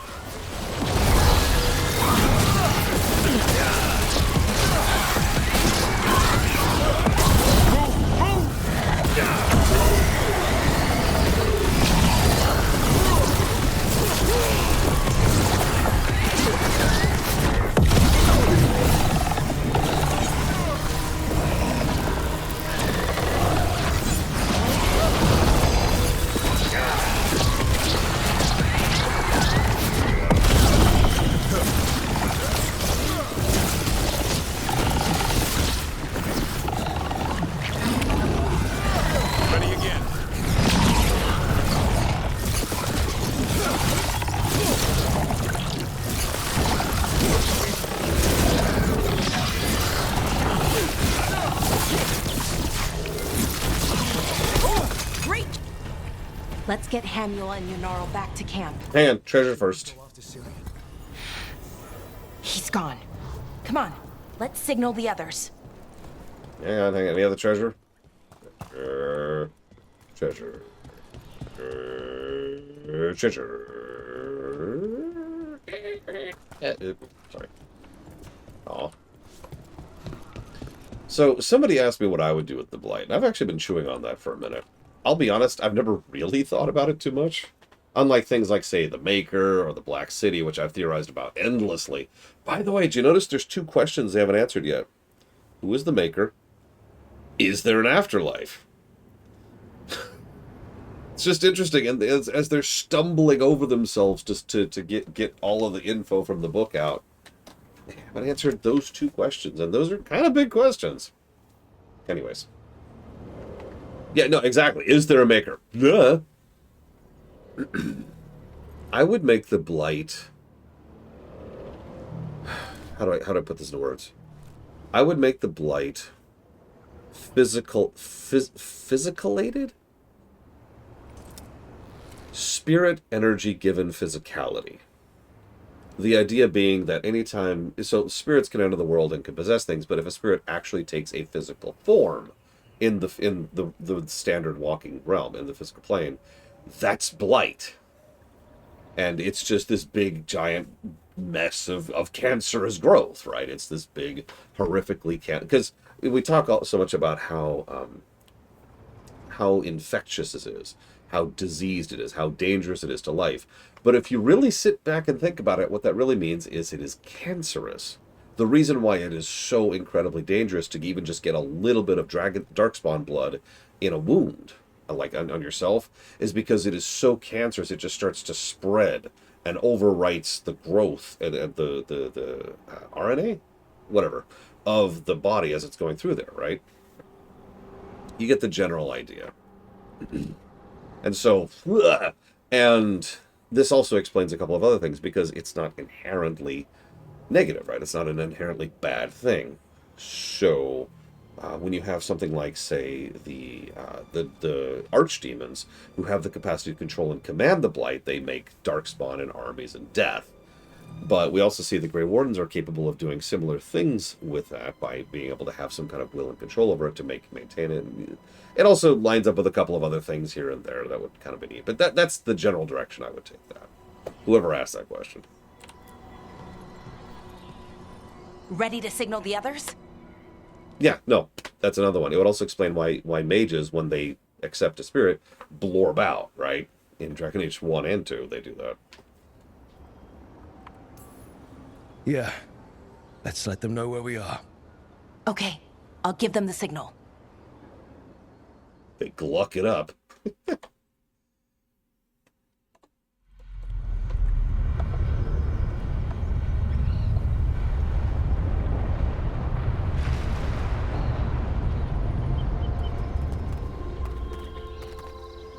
Also true, Evo. Same as Hamuel. Because of you. It says accusatory. So Syrian's alive. Damn. And working with the Forgotten One? You sure it was him? I wish I wasn't. But it was him. Or close enough. Raising demons? Killing veil jumpers? How could he... My brother. What was that mask he was wearing? It started glowing. Bronze? Kind of ugly? Yes, exactly. An Evanuris Bond mask. Damn. We found a few of them around Arlethan, but they were broken, or at least dormant. But with all the raw magic the gods brought back into the world, guessing that's changed things. The mask would link to one of the gods, or a sufficiently powerful mage. Let you feel whatever they felt, mostly used to control their servants. So Syrian's being controlled? That isn't him? Servant, not slave. He can't control your thoughts. You just feel what they feel. For some people, that's enough. Well, that's deeply unsettling. You have to stop him, no matter what. What he did is unforgivable. I know, Strife, but I can get through to him. I know I can. And if you can't? Right. Let's go.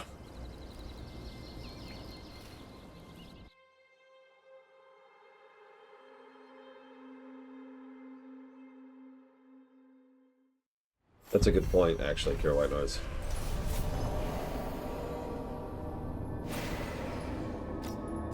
Yeah, and it would also explain why Corypheus glucked it up, too. He managed to penetrate the veil, got into the Fade, went to the empty Black City.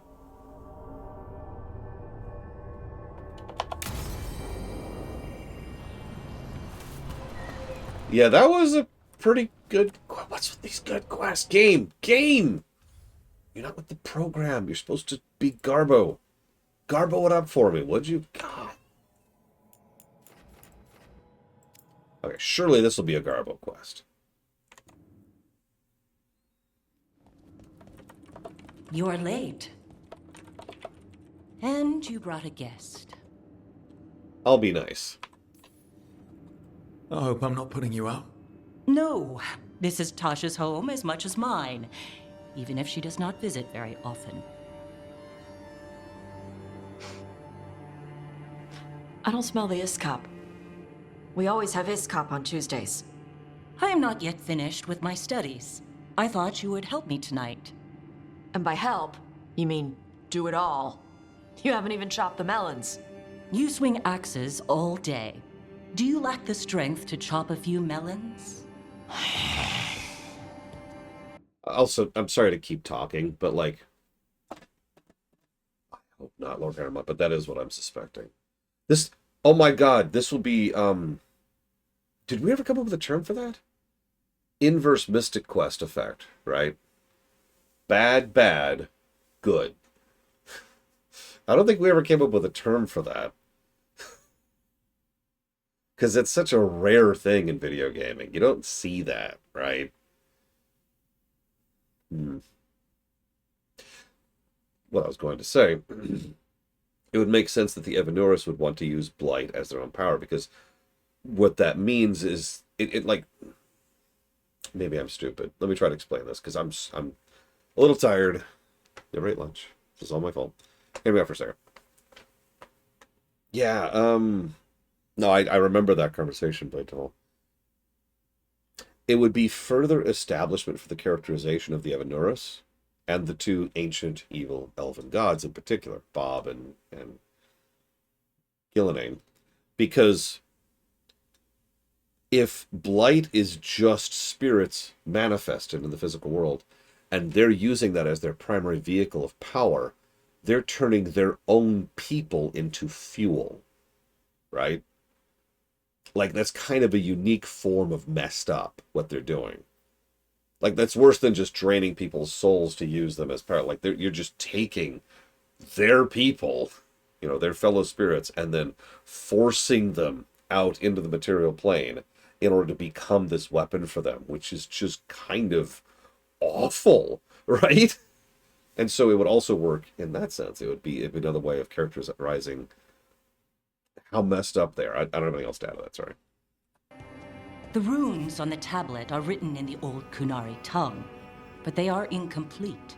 So they never finished it? No. It is clearly finished, but parts of letters have been hidden somehow, rendering the tablet unreadable. Sounds like they didn't want you to read it. Yes. Unfortunately, there are few other documents that date back to the first expedition. What do you mean, the first expedition? Your history teaches that Kunari landed on Thedas 300 years ago, in the Steel Age. This is true, but incomplete. Almost 1,000 years earlier, the first expedition came, only to vanish. They were Kunari who predated the Qun itself. That is what I study. Here, food's ready. That was really fast. Is not Iskop. Wasn't feeling like Iskop. We're in Ravane. Might as well eat like it. I see.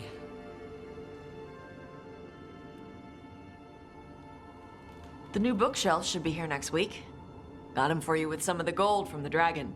You need not trouble yourself. My studies are clearly of little importance. Okay. Bye. Thanks for coming. She used she. You haven't told her yet. I was going to. Then we got here and she was... like that. I have known too many people like Tasha's mother to not dislike her immediately.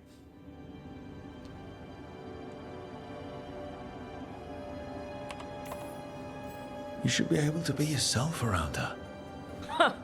Hey, you get to be who you are. I know. I'll tell her. When you're ready. On your terms. Thanks. The mother from Andor. Oh my god. Now, the mother from Andor, that's a punchable character because she's well acted and very well written. But I want to dislocate her jaw. And I could do it with one slug, just right across, right there, right at that angle. You think the first warden got it bad? No. No, she was a great character, too. She was a great character. She was a freaking monster, and I hate her, and I want her to die. Okay. Hey! Dialogue. And you say I don't check the map, Laterfall. Bah! Bah! I say.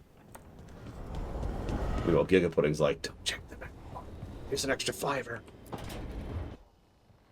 I can't believe you're asking for a favor as though nothing's happened. What crapped in your bed? Sorry, didn't know you two were in Rook, the middle of... Excellent. Come in. We could use a second sober voice. I'm not drunk. You're drunk. It's a figure of speech.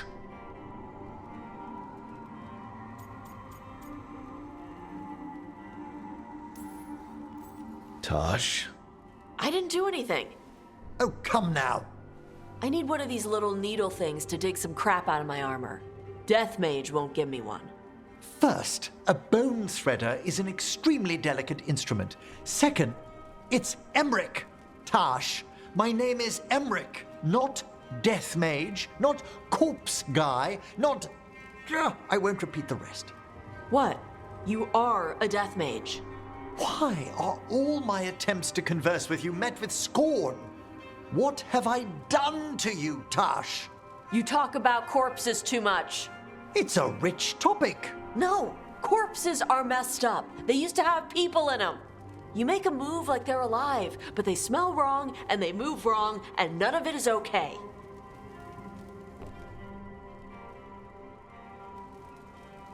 Oh. Especially the ones with skin still on them. Okay. Little thing that's irritated me the whole game. Why do we keep doing the Superman pose? This is our default pose in almost every conversation, and it is so distracting. We've always got to do the Superman pose.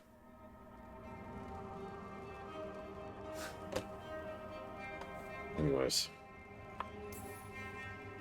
Look, you two may never be best friends. Nope. But maybe we can aim for getting along? I'd no idea necromancy upset you so deeply, Tosh. Quite honestly, I didn't think you feared anything. I don't. But I could have said it was bugging me. I didn't think you cared what I thought. Of course I do. We're colleagues on this journey. Okay. Sorry I called you a liker. Skull liker.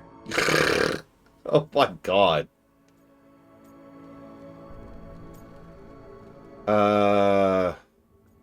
No, that... okay, so first of all, that's one of the first times I've seen that extra thing. Push them to learn about each other's expertise. Push them to find new topics of discussion. Pumpernickel, what does that mean, if anything? Well, I'm not sure yet, Kennex Cow. We've only seen her twice.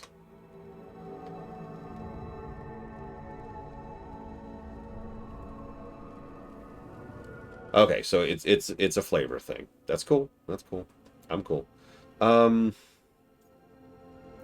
Let's go with this one. You two could still learn things together you'd never find. Hang on, gotta do the Superman pose. You clearly find talking about dragons boring. What? How? Who doesn't like dragons? Aren't you curious why Tash likes them as much as you like necromancy? The question crossed my mind. And maybe Emmerich could help demystify magic, Tash. Maybe he could share a little, so I know how to deal with walking corpses next time I'm in an old ruin. I'd be happy to. Thought you might be. I'm sure the dragons thing is funny. I'm sure everyone in chat has at least one thing that's just, it's a thing for you, right? It's just something you're interested in, right? You know a lot of mine because I share those. I'm a streamer, and so I'm pretty open and affable about that sort of thing. You know, ships, necromancy, positivity.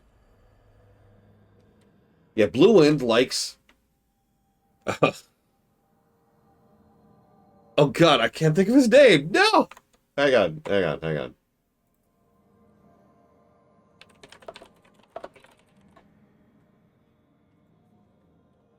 Oh my god, I'm screwing up my own joke. I have to look it up now. I have to.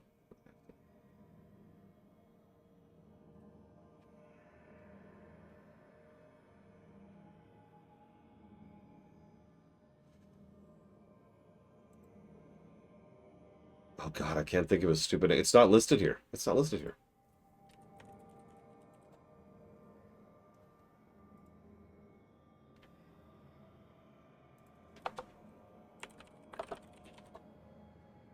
There it is. Ahem. I gotta finish my own joke. Blue Wind likes David Bowie. Okay, there we go. I feel better. Gotta finish my dumb joke.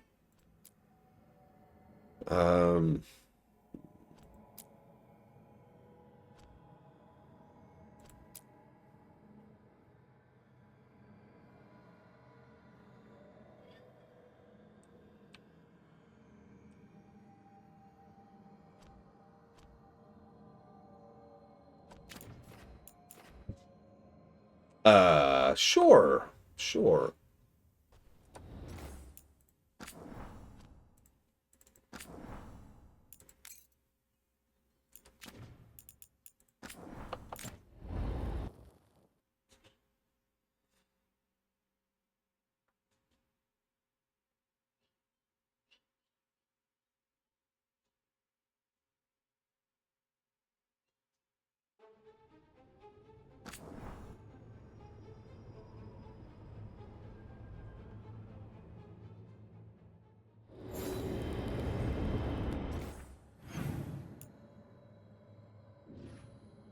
Well, they moved, but nothing new.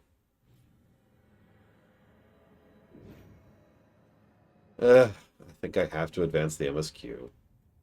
Damn it! I have to do the MSQ. Rise up. Let's do one last conversation. I think I'm actually going to call it there. So... They did move. So I really do think you're right.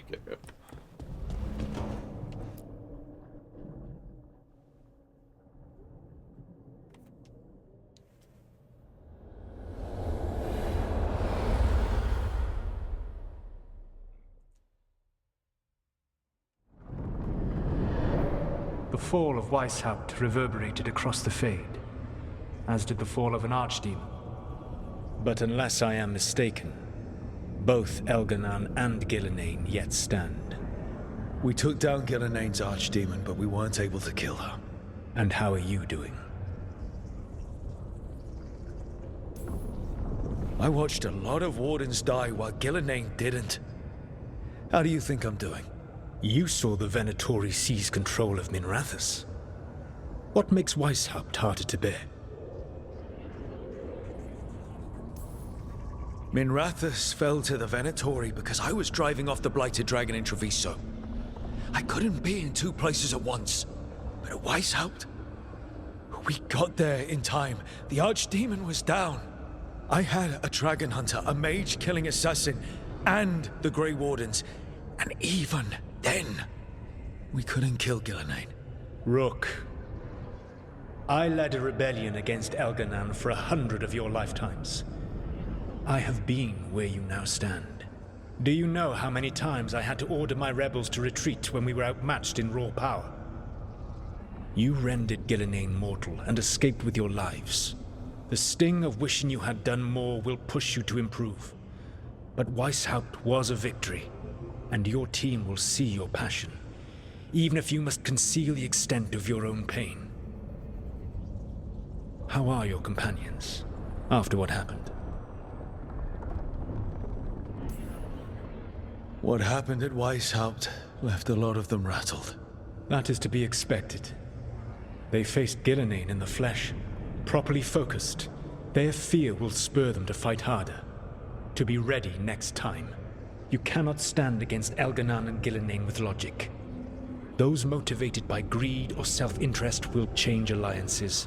But those who serve you with passion and loyalty will follow wherever you lead. Even to their deaths, if necessary.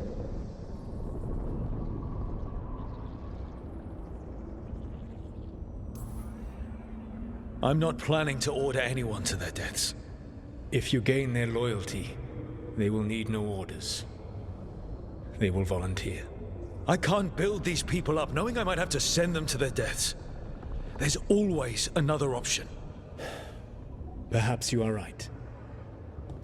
Building your team is the best way to minimize the chance of such an order becoming necessary. I'll keep that in mind. Do you have any suggestions on our next move against the gods? If you oppose Elganan and Gillinane's minions, you will get your opportunity. You think one of the Antam or Venatori commanders will help us find the gods? Possibly. But more importantly, you will aggravate them. You rendered Gillinane mortal at Weishaupt. It is an embarrassment, an insult, neither she nor Elganan can ignore. If you continue to disrupt their plans, you will not need to track them down. They will come to you. You think I can goad the gods into making a mistake? I have absolute faith in your ability to aggravate enemies who should know better than to underestimate you. One final warning. You have survived a confrontation with Gillinane, which few still live to claim. But her power pales in comparison to Elganan's. If he takes the field himself, remember, in a fight such as ours, escaping to fight another day is a victory.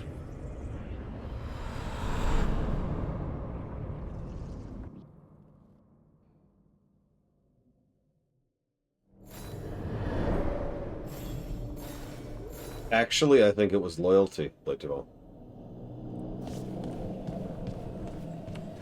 Could also maybe be simping. I don't know. But, no, for real, I think it was loyalty.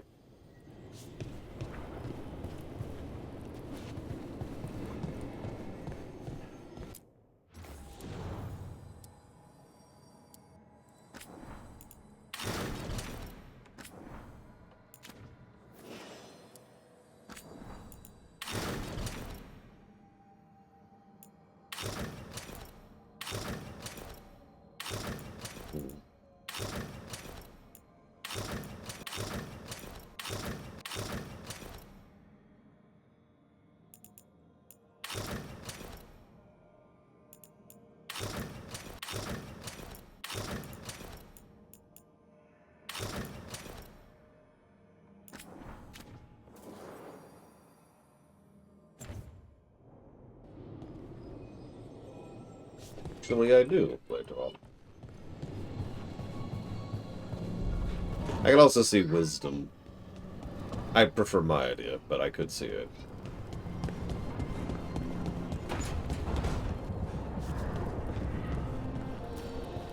No, there were no demons of pride involved. What are you talking about? Manifestation.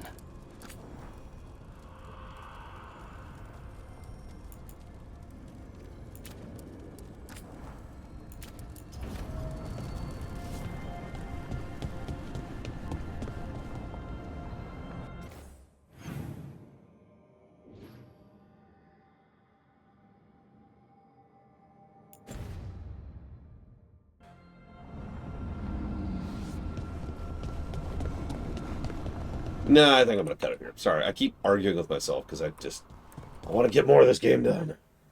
I want more. I want more.